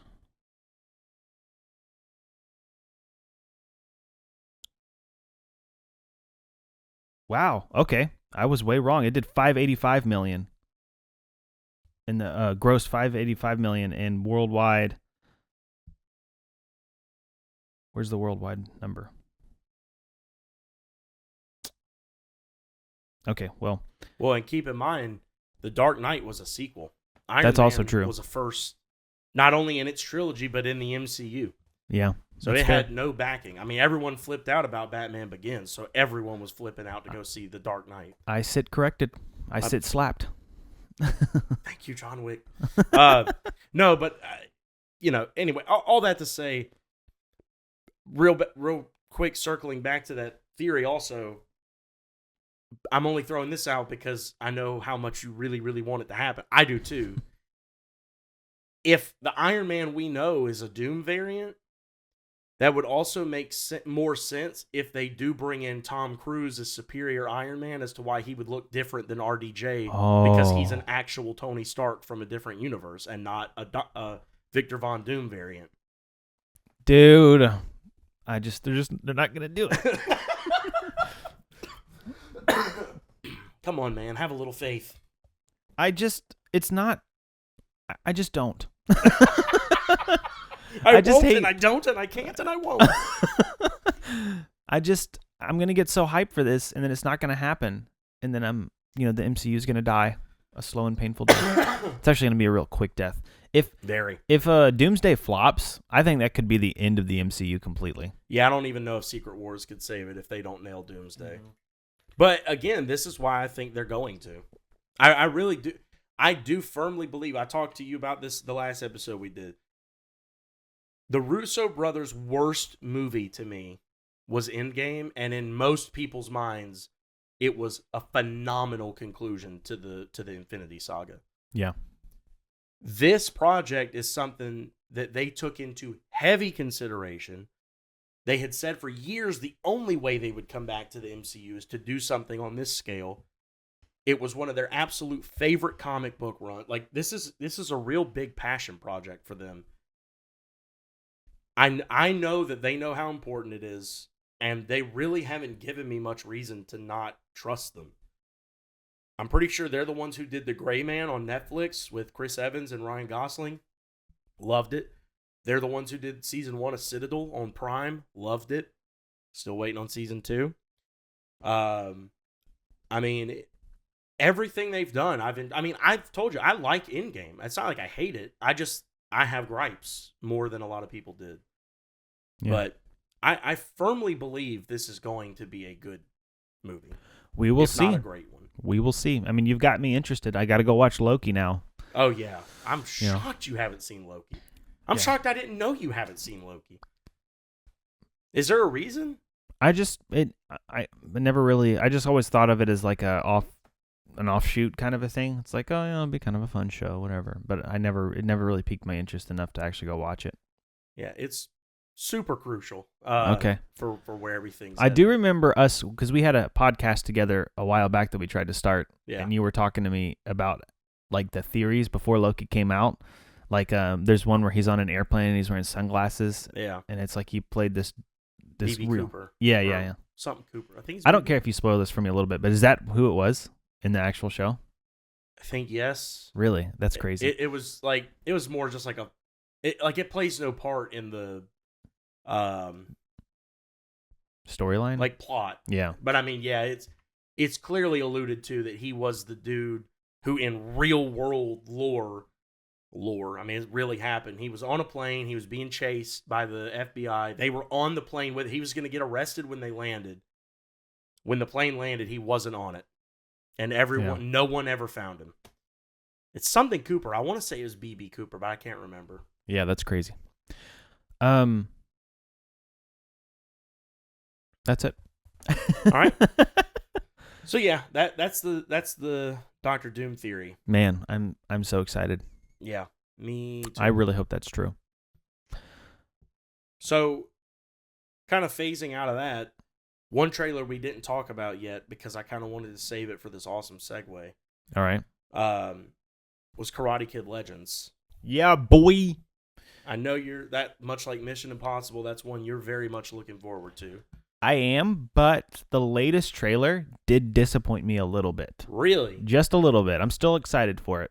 Okay, what disappointed you? Well, the teaser trailers and stuff made it seem like it was going to be kind of like a whole new like idea, a whole new spin on it. And then the next trailer made it seem like this is just a third remake of the Karate Kid with bringing these two in the universe, because like this kid he moves to a new city, he's getting bullied by people. The only difference is he actually does have a kung fu background, and then he's going to do some big tournament to defeat the bully. So I was like, that's just another remake. I thought that they set it up in the teaser. Now they left enough ambiguity to where it could be different enough to be good, but they set it up in the teaser to be like, oh, this is going to be some kind of like weird different thing because it's going to require like Mr. Han to come over and talk with. So yeah, I don't know. We'll see how it goes. I mean, yeah, I get that. I don't know. Maybe I just never expected it to be different, so that didn't really hit me. I always thought it would just be another Karate Kid movie. I mean, they all are. Yeah, but I mean, and you've seen it now because you've seen 2 seasons of Cobra Kai, which they even change it up later in the 3rd, 4th, 5th, and 6th season. But spoilies. Yeah. But they change it. It's not always just about the All Valley tournament. It's not always just some big tournament at the end. Well, season 2 didn't have a tournament. Yeah. Well, it did. This is actually It did. Did season 2, the finale, blew my mind. It was so good. I want to hear your thoughts about the season 2 ending. First? What do you mean first? Like you want to start there? I thought we already started on the trailer. No. I'm saying, as far as my thoughts on the show, you want me to start at the end of season 2? Yeah, because that was the moment where the show for me was like, this is the best show I've ever seen. Okay. All right. We're probably gonna have to do this way where you're like asking me stuff, or else it's just gonna feel like I'm going down a list of goods and bads. The season 2 finale was not what I expected. In a good way, though. Yeah, same here.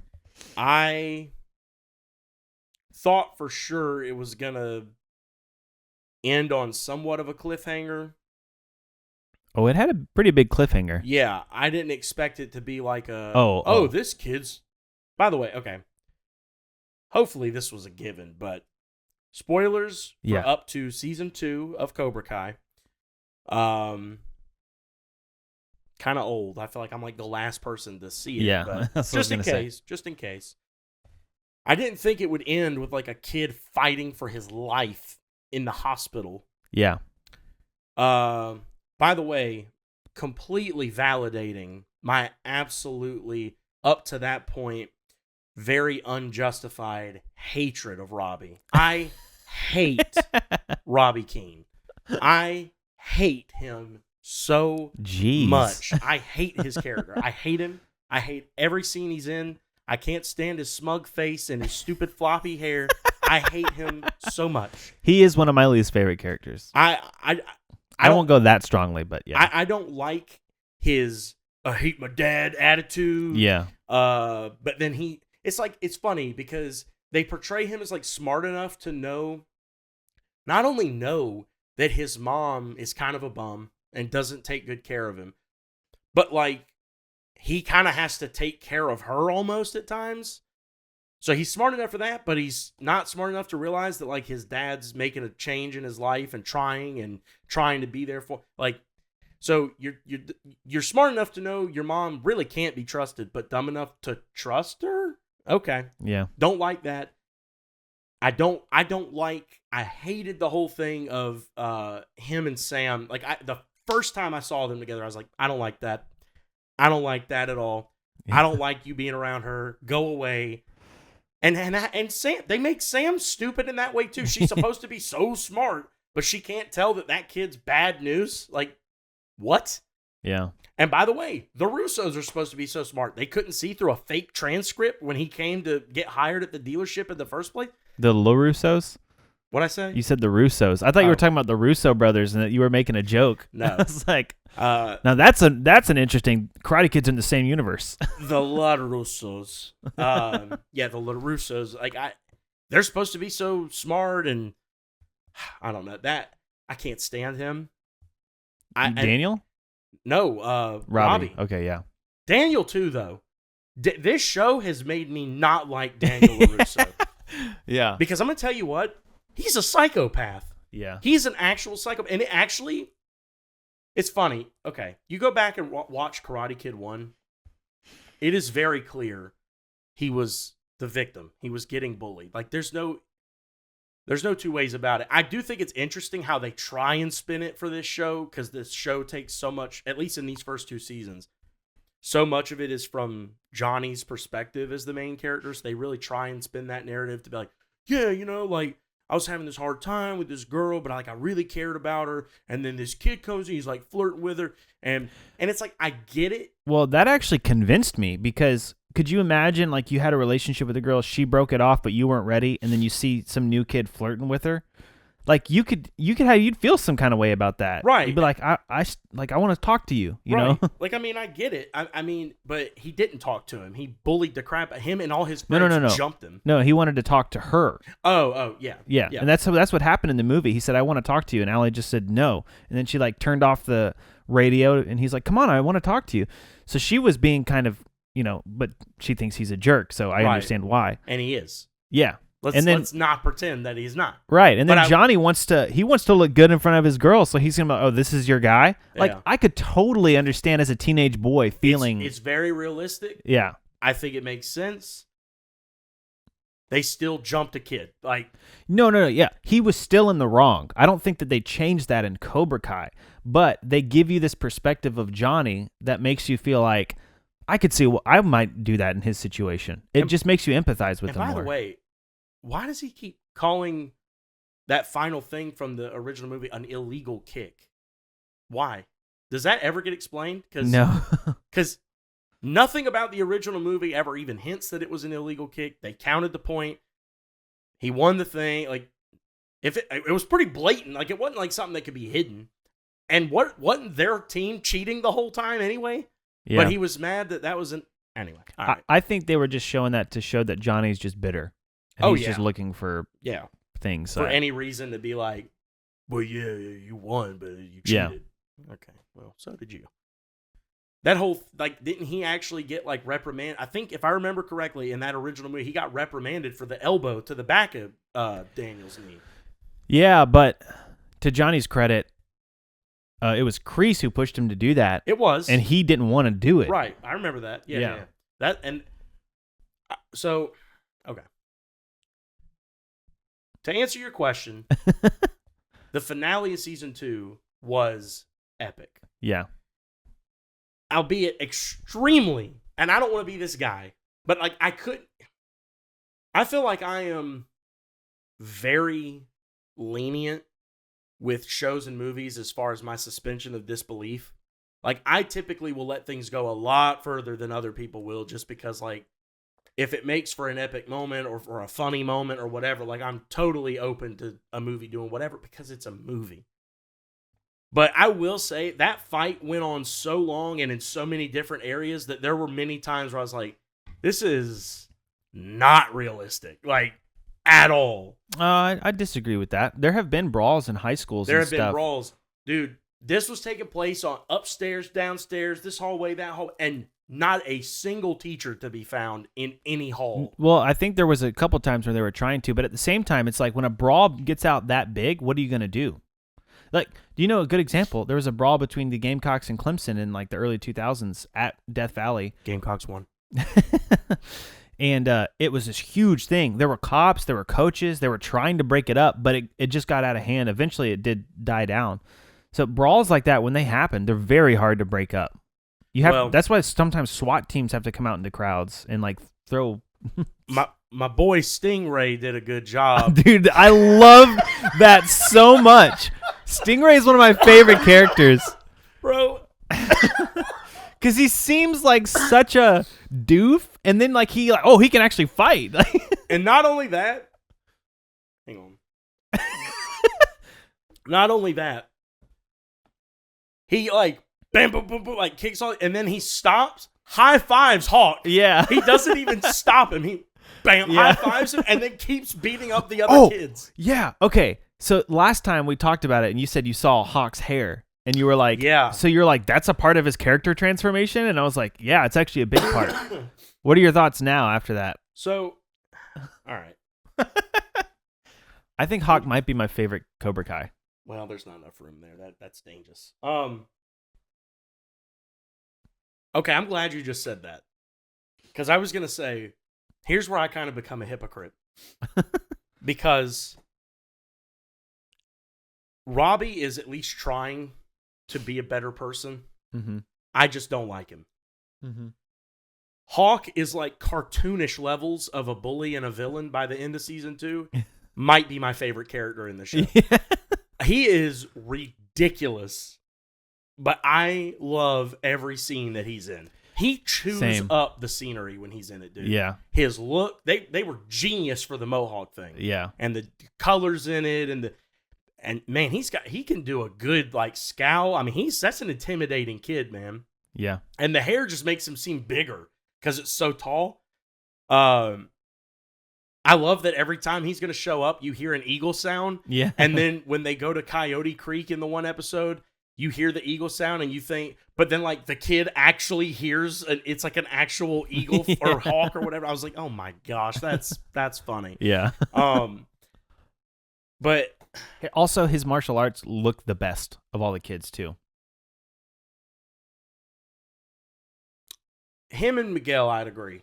Yeah. I'd agree. I think him and Miguel both look the best. Robbie is, in season 1, Sam, actually, to me, looked the most like, to me, they towed such a good line of like, they didn't flat out show you a whole lot with her, but they show you little hints here and there to be like, oh, she's bad. Like, she might be the baddest fighter on this show.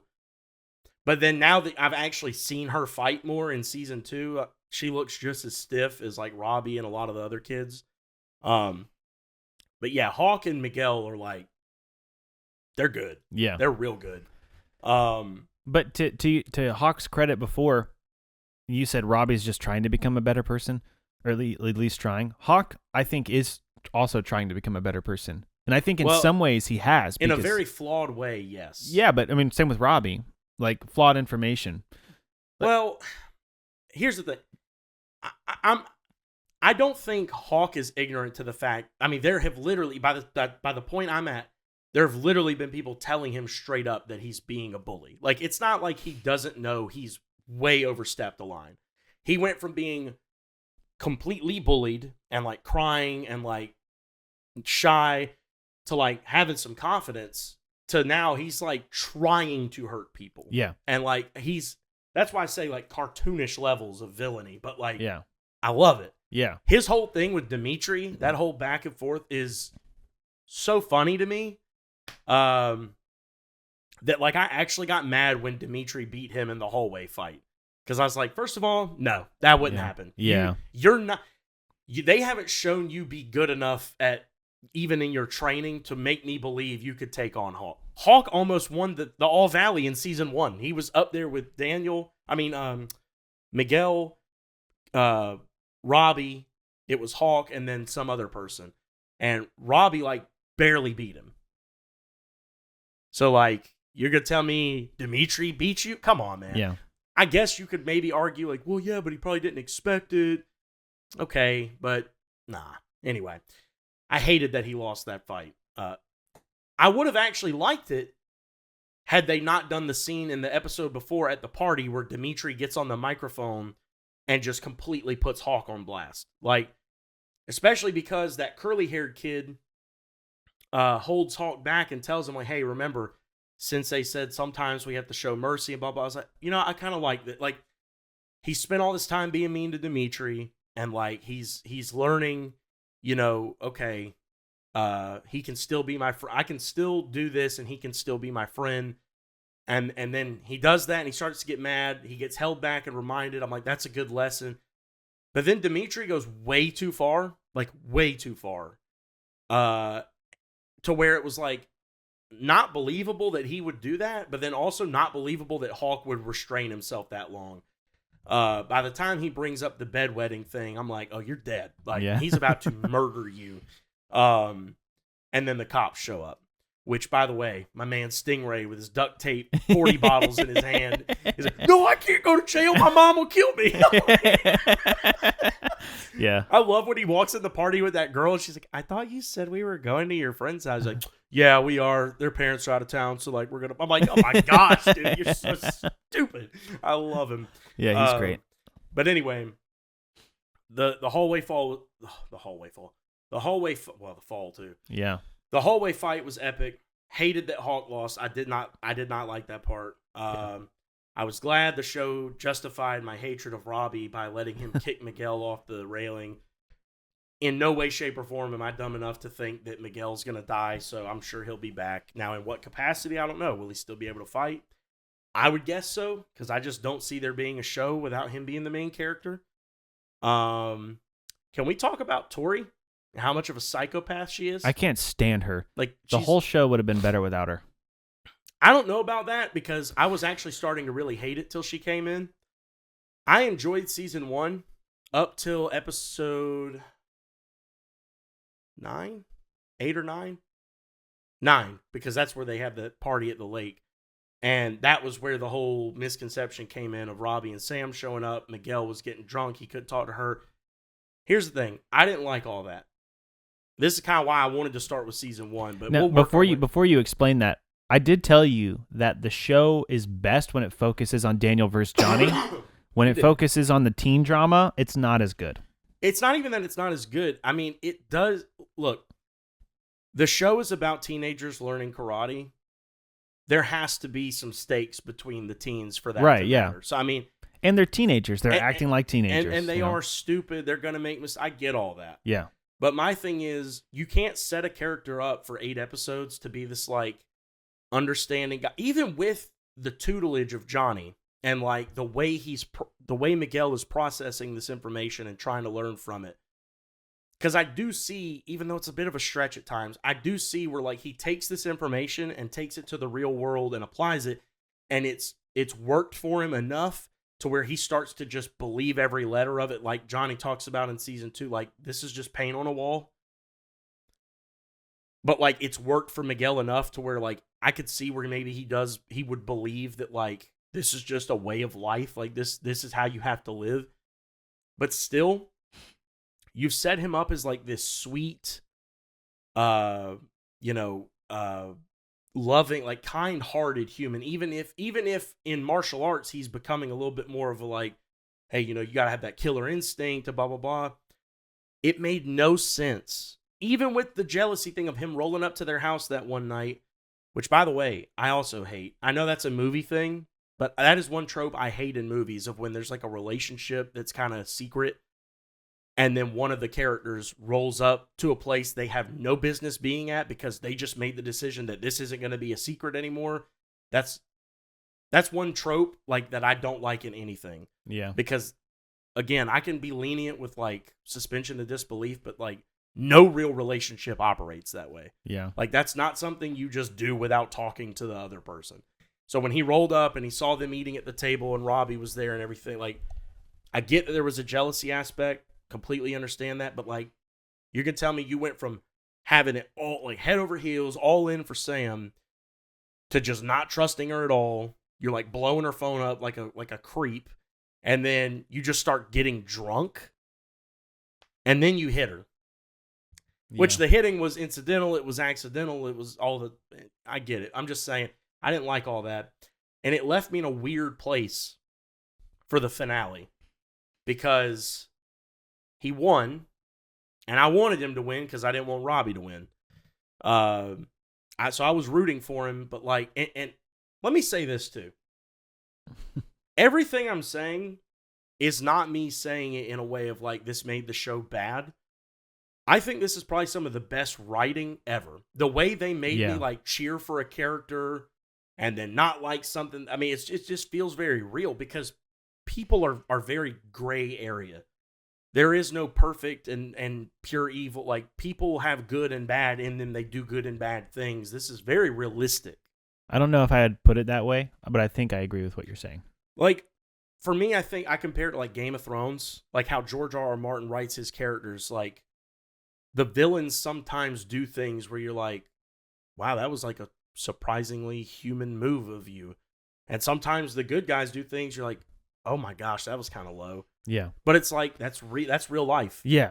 And that's kind of how... People have flaws. They make mistakes. Right. Like, I love Miguel, but he does things in this show where I'm like, not a good move, man. I can't stand Robbie, but he does things where I'm like, man, that was actually kind of like upright of you to do. Like, I totally thought he was going to let those dudes rob the auto shop. Yeah. And he stood up to him. I was like, wow, okay, that was cool of you, because like, you totally could have just let them. Yeah. And he's smart enough where he probably could have even gotten away with. Now, it's a show, so he would have got caught. But, you know, he stood up to him, and I thought that was cool. Anyway, all that, I'm just saying, this is just my observations and my feelings of like, while I'm watching it. It doesn't make, I love it. I'm loving it. But I definitely had things while watching it that I was like, really? Yeah.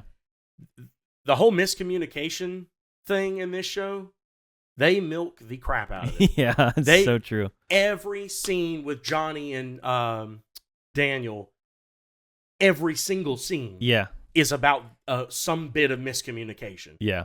Except for in season 1, episode 9, and in season 2, episode 9, they're like mirror episodes where like they're kind of forced to be together for a little bit. Mm-hmm. And then they actually communicate and realize, oh, you're not like that bad. You're actually like cool and a human being, and we have things in common. Yeah. I loved the episode where they went test driving in the car, and I loved the episode where they had the double date incidentally. Yeah. Loved it. Because I'm like, finally, like, just talk. You're grown-ups. Yeah. And then something happens to ruin it all. Right, immediately. Now, I will say, in season 2, they made it more realistic with the whole Robbie thinking it was a good idea to bring Sam to Johnny instead of Daniel. Yeah. I could totally see a teenager who, like, especially he's been taken in by the LaRussos, and he cares for Sam. He doesn't want her to get in trouble. Like, I could totally see where and his mom had just came and told, like, your dad does care about you. He does love you. Totally see him be like, I'll take him to my dad. That's a win-win. Yeah. But that scene of them finally fighting was also cool. I've been waiting. I was like, this is going to pop off at some point. Yeah. At some point, they're going to throw hands. That was long overdue. But yeah, the last 2 episodes of season 2 were fantastic. So good. I don't really think Miguel would have lost to Robbie. I just, even with Robbie getting more training, Miguel just seems like a better fighter. But I also, like I said, it's partly just because he looks good when he's fighting, I think. I mean, that's true, but I think Johnny's a better sensei than he thinks he is. And with that being the case, I feel like by default, his students are better. I like Daniel. I get the whole concept of Miyagi-Do. I get the whole polar opposite of like the way of the fist versus self-defense only and all that. I get it. Mm-hmm. But I don't know. This show does such a good job because it confuses me. Yeah. Like, I grew up watching the Karate Kid. That was one of my dad's favorite movies. I've seen Karate Kid so many times. It's a great movie. And now, like, I'm watching this show and I'm like, I kind of don't like Daniel. Like, I kind of don't. I'm just saying, he's a liar. He's a liar. He keeps telling his wife he's going to balance things and and he totally doesn't. He spends all his time at the dojo. And again, great writing, because then I think about it, I'm like, yeah, but I get it, because he's terrified for these kids' safety. He genuinely thinks these kids are all going to get the crap beat out of them if they can't protect themselves. And to his credit, they do. Yeah. Well, and also he knows that firsthand. Right. know? That's like he remembers it. He's been there. He's been a part of this. Now he sees it happening again. He's scared for his child. He's scared for her friends. He doesn't want a town full of a bunch of bullies. Well, on top of that, like the things he saw as a kid, like Kreese was insane. Yeah, you know, like at the beginning of the second movie, he's like he's choking out Johnny. I thought that was at the end of the first one. Well, no, it's at the beginning of the second, right after the tournament. Oh, okay. So he's like choking him in the parking lot because he lost. He's like choking a kid out. You know, he's insane. Yeah. So that's what Daniel thinks he's dealing with. You know, he is. Yeah. Well, now especially he is because Kreese is back. Right. Right. that was like like when that happened. Oh, and then the message that shows up on Johnny's phone. Oh my gosh. That was such a good way. As soon as the girl bumped into him at the bar and it got sent, I was like, yeah. Oh, man. Yeah.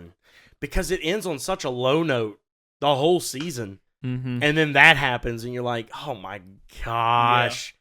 Now there's going to be, because I know Miguel's mom's going to come back in some way, shape, or form. And now there's going to be a whole triangle between her and here's my theory. He's going to somehow find out that the message got sent, and it's going to turn out she's going through a divorce or something. Somehow, some way, she is single, even though they thought she was married. Maybe she just hadn't updated it on Facebook. And now there's going to be a love triangle between Allie, Johnny, and Miguel's mom. And Daniel. And Daniel, probably. You know, he's going to leave his wife. And I really loved Daniel's wife through like the first season. And in the second season, I can't stand her. Oh, really? Why? I cannot stand her. Because she kind of lies too. It is Daniel's fault. Like I said, he's not balancing things the way he told her that he would, and it is very irresponsible that like you're kind of putting your main income, actually your only income because you don't charge for lessons. So you're putting your whole family, like they clearly live a nice life. They got a nice house. They're in an expensive part of the country. Like they live a nice life. You're putting all of that at risk to teach free karate. It'd be one thing if you really were balancing it, but you're not. You're really letting things slip at your business, and your wife is taking care of all of it. So I do understand her frustration, but also they had that really emotional scene where he explained to her that, like, in doing this, he's just kind of felt like Mr. Miyagi was back in his life a little bit, and it's really helping him to kind of find something in himself that he thought wasn't there anymore, and then explained that he's worried for the kids and blah. And she flat out told him, she's like, and I don't ever want to, have to ask you to give that up. I'm not asking you to give that up. And then she's like, yeah, I need you to give this up. Yeah. I need you to completely stop this. This is stupid. And by the way, while I'm on the topic of his wife, season 2 finale, she is bonkers out of her mind. First of all, she tells Sam in the hospital, I'm going to make sure this girl gets suspended. Yeah, sweetheart, she's going to get suspended. She broke into the office, knocked a teacher over, grabbed the mic, cursed at a student over the PA system, and then started a school-wide brawl.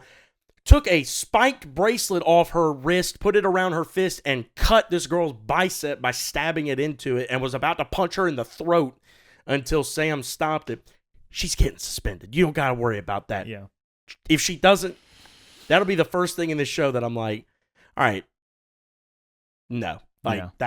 No. She should get expelled for that. She might go to prison for that. I mean, and it is California. Well, but that was wild. And then her reaction was, no more karate.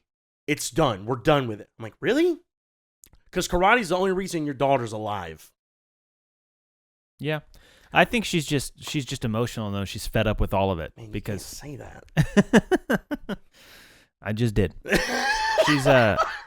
She's fed up and like she's just like so done with the karate stuff, and like her daughter's in the hospital now, and so she's like, this is it, we're not doing this anymore. I get what you're saying. Yeah, she does get a little bonkers. Just keep watching though. Keep watching. Oh, I'm going to. I mean, love it. Yeah. It's just the stories all play out so well. It's like I said, the way the whole Will I end up liking Robbie? I think you will, because I felt like you too. Like I couldn't stand Robbie, and I thought he was just annoying. Because he is. Yeah, he is very annoying. And he lied about the Medal of Honor. Yeah. That little floppy-haired punk. Oh, guess it was just there the whole time. I can tell you I can tell you one thing, though, that will make you like him a little bit more, is he does get a haircut eventually. So won't help. I think it will. Does he still have the same face? No, actually. Oh, they recast him? Yeah. No, I'm just kidding. Oh. I don't like his face. That's I don't like his face. He's got a smug face. I don't think there's anything I can do about that. But well, I don't like him. Just I don't like him, and I don't see it changing. Do you know what's funny is even the characters I don't like, when I see them in like interviews and stuff, the actors are all really cool. They're all I'm sure. really laid back, super chill. Oh, you need to look up the bloopers for season 1 and 2, especially season 1. There's a blooper where Miguel does when he shows up and sees them together having dinner. I was crying. I was laughing so hard. It was so funny. I'm gonna tell you, it's funny. I wasn't gonna tell you this. I didn't look up. I stumbled upon the bloopers for season 4 and saw something I should not have seen. Oh no! What was it? I didn't do it. That's a joke. Oh, you really got me. That was really good. You were a fantastic liar. I just got lightheaded. Lie-headed, you could say. Anyways. All right. I would just like to rewind and pretend that didn't happen. Not possible. Okay. Let me see what else I have here. Could you stop coughing? I'm so sorry. So yeah, just in my little bullet list of notes here, and feel free to throw out any other questions about reactions or thoughts on whatever. Because I mean, I blazed through these 2 seasons, so like it's hard for me to remember each individual thing, but it's masterful writing, the way they weave all these storylines together, and then they like loop them to like make you think it's going this way, and then it goes back this way, and then it weaves in with this one because it took this turn instead of. It's masterful writing, especially for a teen drama, which I mean, really, it's a teen drama, but it's so good. It's so well written, and I will say, it doesn't make me laugh often, but I feel like I'm not gonna say it doesn't make me laugh often. I put it like this: when the humor comes, it hits. Yeah, it's not in every episode, but like I do feel like at least once every couple episodes or so, I'm laughing hard. Dude, one of my favorite lines in that whole show is when Johnny's eating dinner with Miguel's family, and she says, "These are good bananas. They're called plantains. In English, we say bananas." So, for those who don't know, my wife is Cuban. We eat plantains a lot. Really? Oh, yeah. That killed me because, like, when I first, like, ate with their family and started having, that's kind of how they explain. It's like they're kind of similar, but they're different and blah, blah, blah. So, like, for me knowing all that and then having experience trying it for the first time, and to hear him be like, well, in English, and he says it like he's like teaching them something. Yeah, exactly. Well, in English, we call them bananas. Oh man, it was so. I died at that too. That was really, really good. He's such a lovable character. He Like, is. even when he messes up, you He know. is. He's so stupid, but Yeah. I love him. Really, seriously, he is the heart of the show. Oh yeah, the show is his story, I think. It really is. Like, it is a teen drama, but it's really his like redemption arc, and Mhm. they do such a good job at making you care for him. Because, like I said, that whole like way of spinning, you're taking an icon, not just a movie, an iconic movie. Yeah. And he was I mean, you could argue Kreese, but like really, he was the antagonist because it was a teen and a teen. And they spin it in a way that it doesn't, like you said, it doesn't even feel like that much of a stretch. You could see where at that age, Yeah. this miscommunication could happen and spark something and make it more than it needed to be. And then, like, if it never got resolved because he was being, raised by this psycho, and I mean, it's shown in this show that his stepdad really wasn't good for him. So really, Kreese was kind of raising him to be the way he is. Like, when you're raised that way and you no mercy and men don't cry and blah, blah, blah, blah, and all this stuff, you don't talk about anything with anyone, you could see where it would never get resolved. Yeah. And so, this would grow and fester and you get bitter. And then you go on to see this guy like become kind of successful and kind of known around the city, and you're nobody, and you're, and you didn't get the girl and the blah, blah, blah. I mean, it was like the perfect storm. Man, I don't know about you, but like for me, as a first time dad, got my first kid, the scene of him watching the little boy and the dad at that little burger joint sharing the milkshake, and then later he goes back to that place with Miguel and tells him the story about the hospital was across the street, and he sat in there trying to work up the courage to go over there, and he never went, and he failed his son on day one because of that. That, I think I don't remember, like, I wasn't like bawling, but I think I cried a little bit at that. I mean, that hit me hard. Yeah. Like, he really, really regrets the relationship that he, doesn't have with Robbie. Mm-hmm. And man, I mean, just the writing, it's so good. So good. It's very good. So what else do I have here? Oh, okay. This is really nothing important, but I love, for some reason, that like throughout that hallway scene, especially, they kind of do it throughout the show, but like everyone kind of in both factions has their kind of like main enemy from the other one. Mm-hmm. And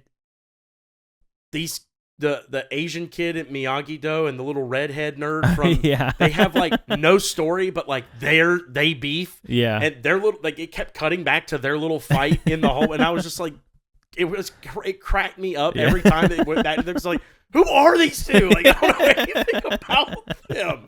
My God, that was so funny to me, and I don't know if it was intentional or if it was just like, we got no one else to put them with. Do you know what? One of the things I really loved about this show is because Claire and I actually rewatched the Karate Kid movies after we finished Cobra Kai, and it confirmed things that I already knew, like I felt deep down, is that Miyagi was not right about everything.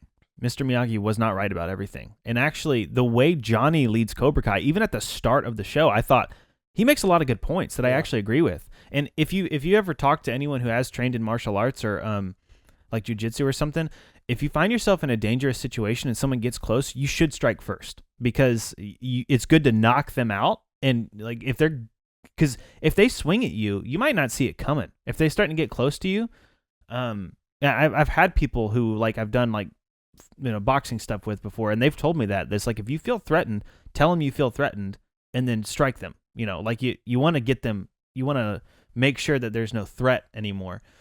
The no mercy part is questionable, but I think from Johnny's perspective, he thinks life shows no mercy. So you have to be just as, and there is a lot of truth to that. You can get in a lot of trouble by being too nice and not, being just holding your ground on something. Well, and like he says in season 2, and I do want you to finish your train of thought, but I'm just adding on to that, is he talks to them in like that first episode. He refers back to the tournament. Yeah. And he said that is black paint on a white wall, but life isn't black and white. It's often gray.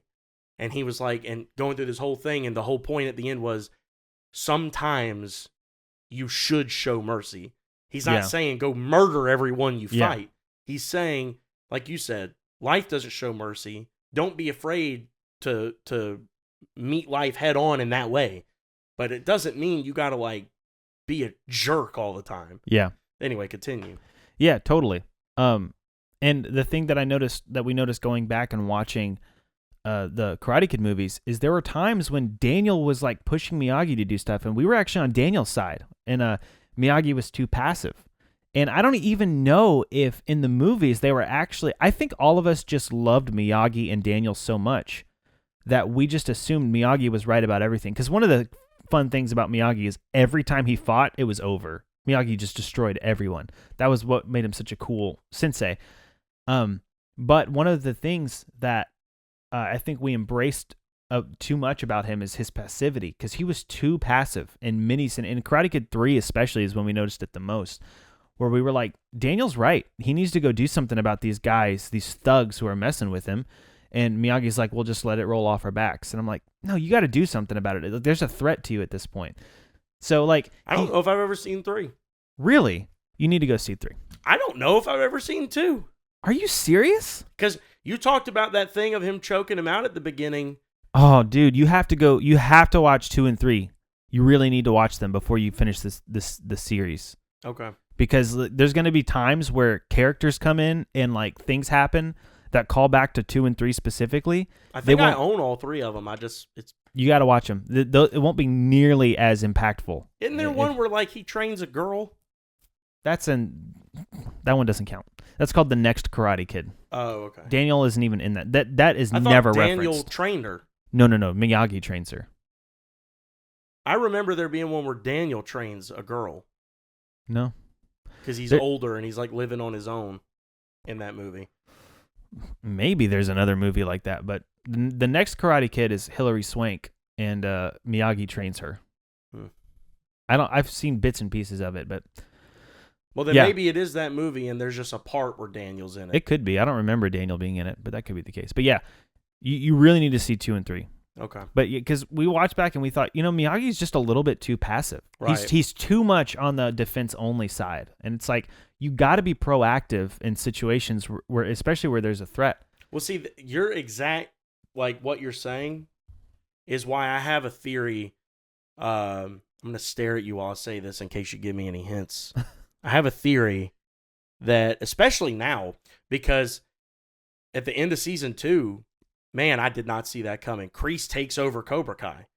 And I was like, you dirty, conniving, backstabbing. Hold on. What happened at the end of 2? Oh. He takes over. Johnny walks in. He's drunk because he's depressed about Miguel. He comes back from the hospital. Yeah. He walks in and he hears, ah! Yeah. And I'm like, wait, what? What's going on? He walks in that back room and Kreese is back there with Hawk, Stingray. I don't remember that Aisha was back there. Aisha doesn't show up again after the second season. Seriously? Yeah. The actress at all? The actress quit. I think she didn't like her character or something. That's wild. I mean, don't get me wrong. I wouldn't say she's pivotal, but she was pretty important. I mean, that's. I think they even mentioned it in season 3. She's like, yeah, Aisha went to somewhere else. She moved out of state or something. Wow. What episode are you on season 3? 1. I haven't started it. Okay, good. Watch at least the second movie before you watch season 3. Okay. No. I promise. It's season 3. If you watch the second movie, you should watch the second and third movie actually before season 3, because I'm pretty sure something happens in season 3 that alludes to the third movie too. But it won't be nearly as whenever certain things happened in the next seasons, it's because I had watched those other movies. I was like, no way. Okay. So I promise you're going to get way more out of it. I guess I'll take a little break. I mean, I got to stay up tonight anyway for night shift. So when I get back from the South Carolina Gamecocks Garnet and Black spring game. That's today? It is. You want to go? It's free. No, I can't. It's free. I have to do work. I'm a grown man. It's at 7. At night? Yeah. Oh, that's weird. Usually it's in the afternoon. Nah, the gate doesn't even open till 6. I really can't though because I'm gonna be gone all day already for work, and then 7 is bedtime, and I gotta help. I'm gonna leave Claire with her all day. You know, her and I are the only ones who watch her. She doesn't have any relief, so I just was like, I was kind of hoping you and her would come, but yeah, we can't. how about just do it? Just come on. Just leave Evangeline. She can give her a She's sandwich. almost 2. Give her a sandwich and a little glass of milk, and Yeah. maybe next time. But anyway, yeah, I'm gonna go to that, and so maybe when I get home, I'll just binge all 3 movies just to, because I mean, this has been making me want to go back and watch the first one anyway. Yeah. I had no idea it was already kind of branching into the second one, but it keeps showing that scene of him getting choked out by the car. I thought that was at the end of the first movie. No. Yeah, so you've already seen some things in movie 2. Yeah, you really need to watch at least the second one. Okay. But yeah, he walks into the dojo and Kreese is like, yeah, I had a talk with the owner of this place. It turns out he doesn't like you very much and blah, blah, blah. So now he owns the building. He owns the dojo. The students follow. It killed me that my boy Hawk and Stingray defend Kreese. Yeah. I don't get that. I don't get that. Even with the whole thing of, I could see them like Hawk makes the comment about Miguel showed mercy to Robbie and that's why he's in the hospital. If he dies, it's on you. I kind of get that, but like, dude, Johnny's done everything for you guys. Everything you are to this point is because of him. Kreese just got here. You're going to side with him? You don't know him. Yeah. I don't know. But anyway, all that to say, because of that, I have this theory that in season 3, we're going to see like a melding of Cobra Kai's style from Johnny with Miyagi-Do's style from Daniel. That's kind of where, that's my theory.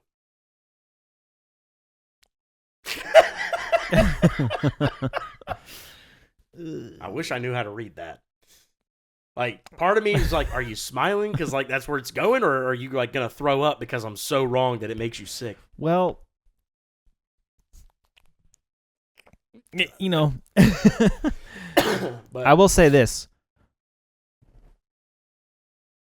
all right.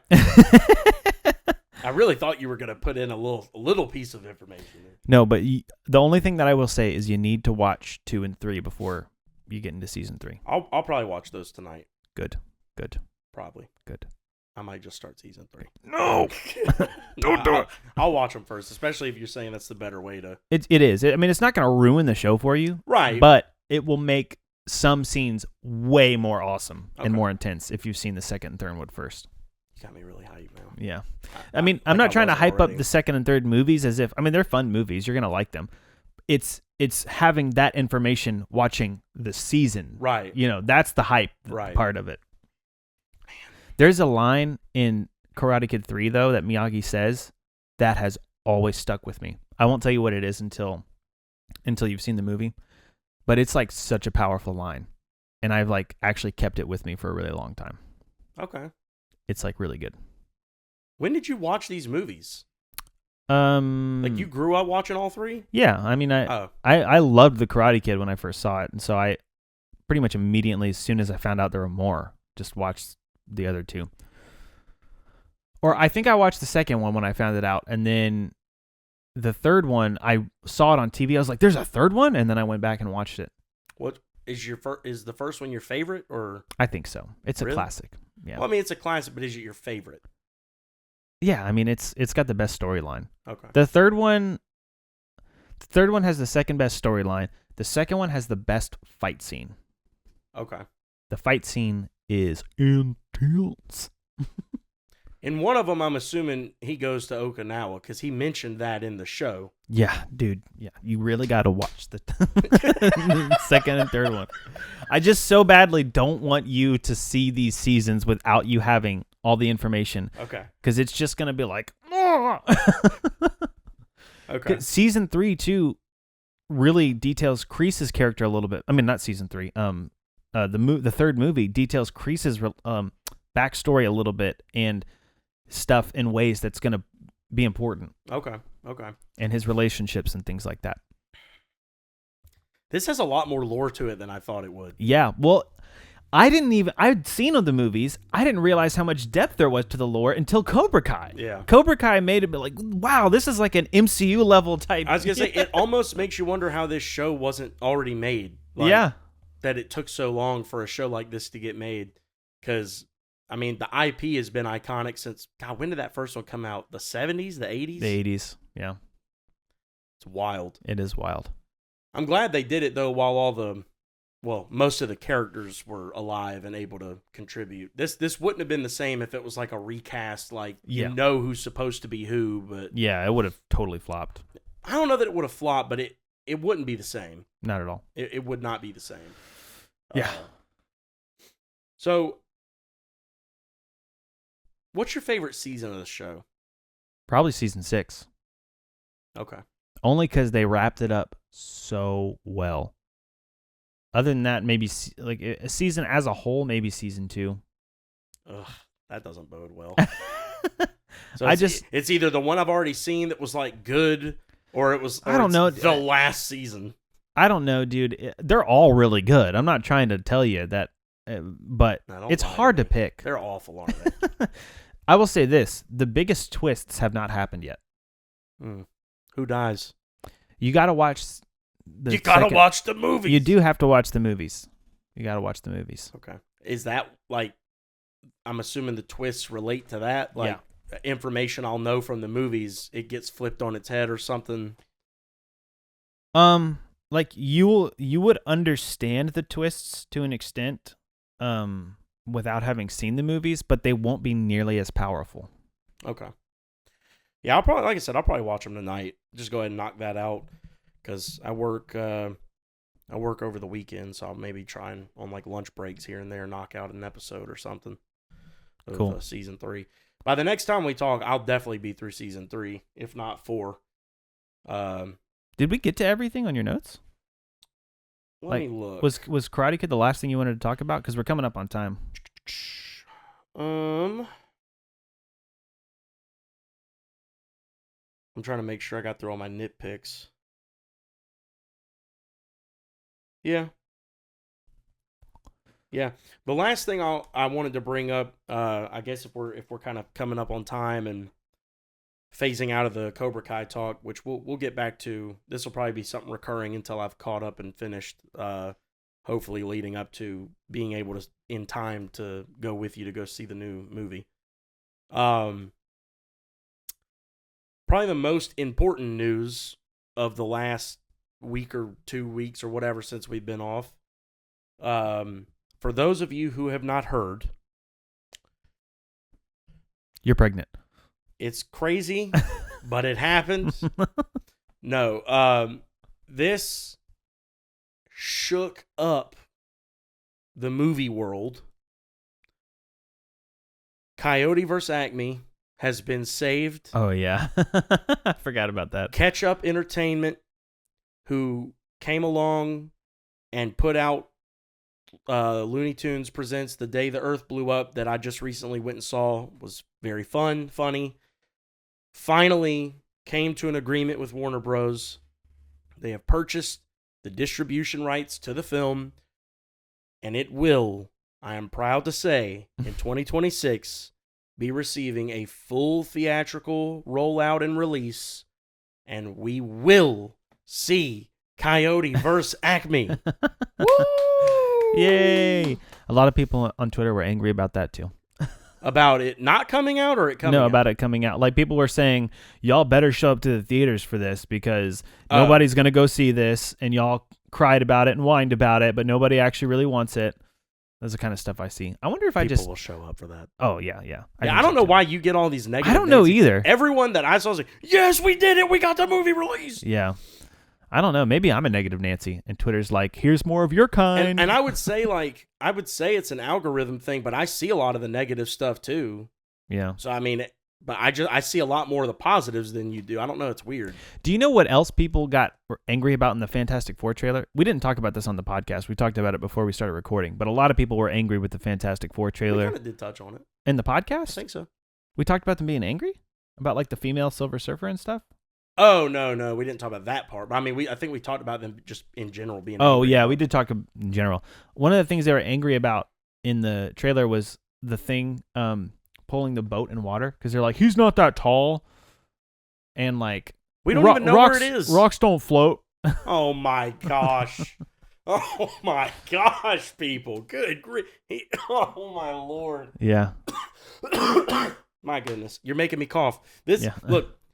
Look. I'm sick and tired of this ridiculous stigma that comic book movies have to be realistic. Human Torch lights his whole body on fire.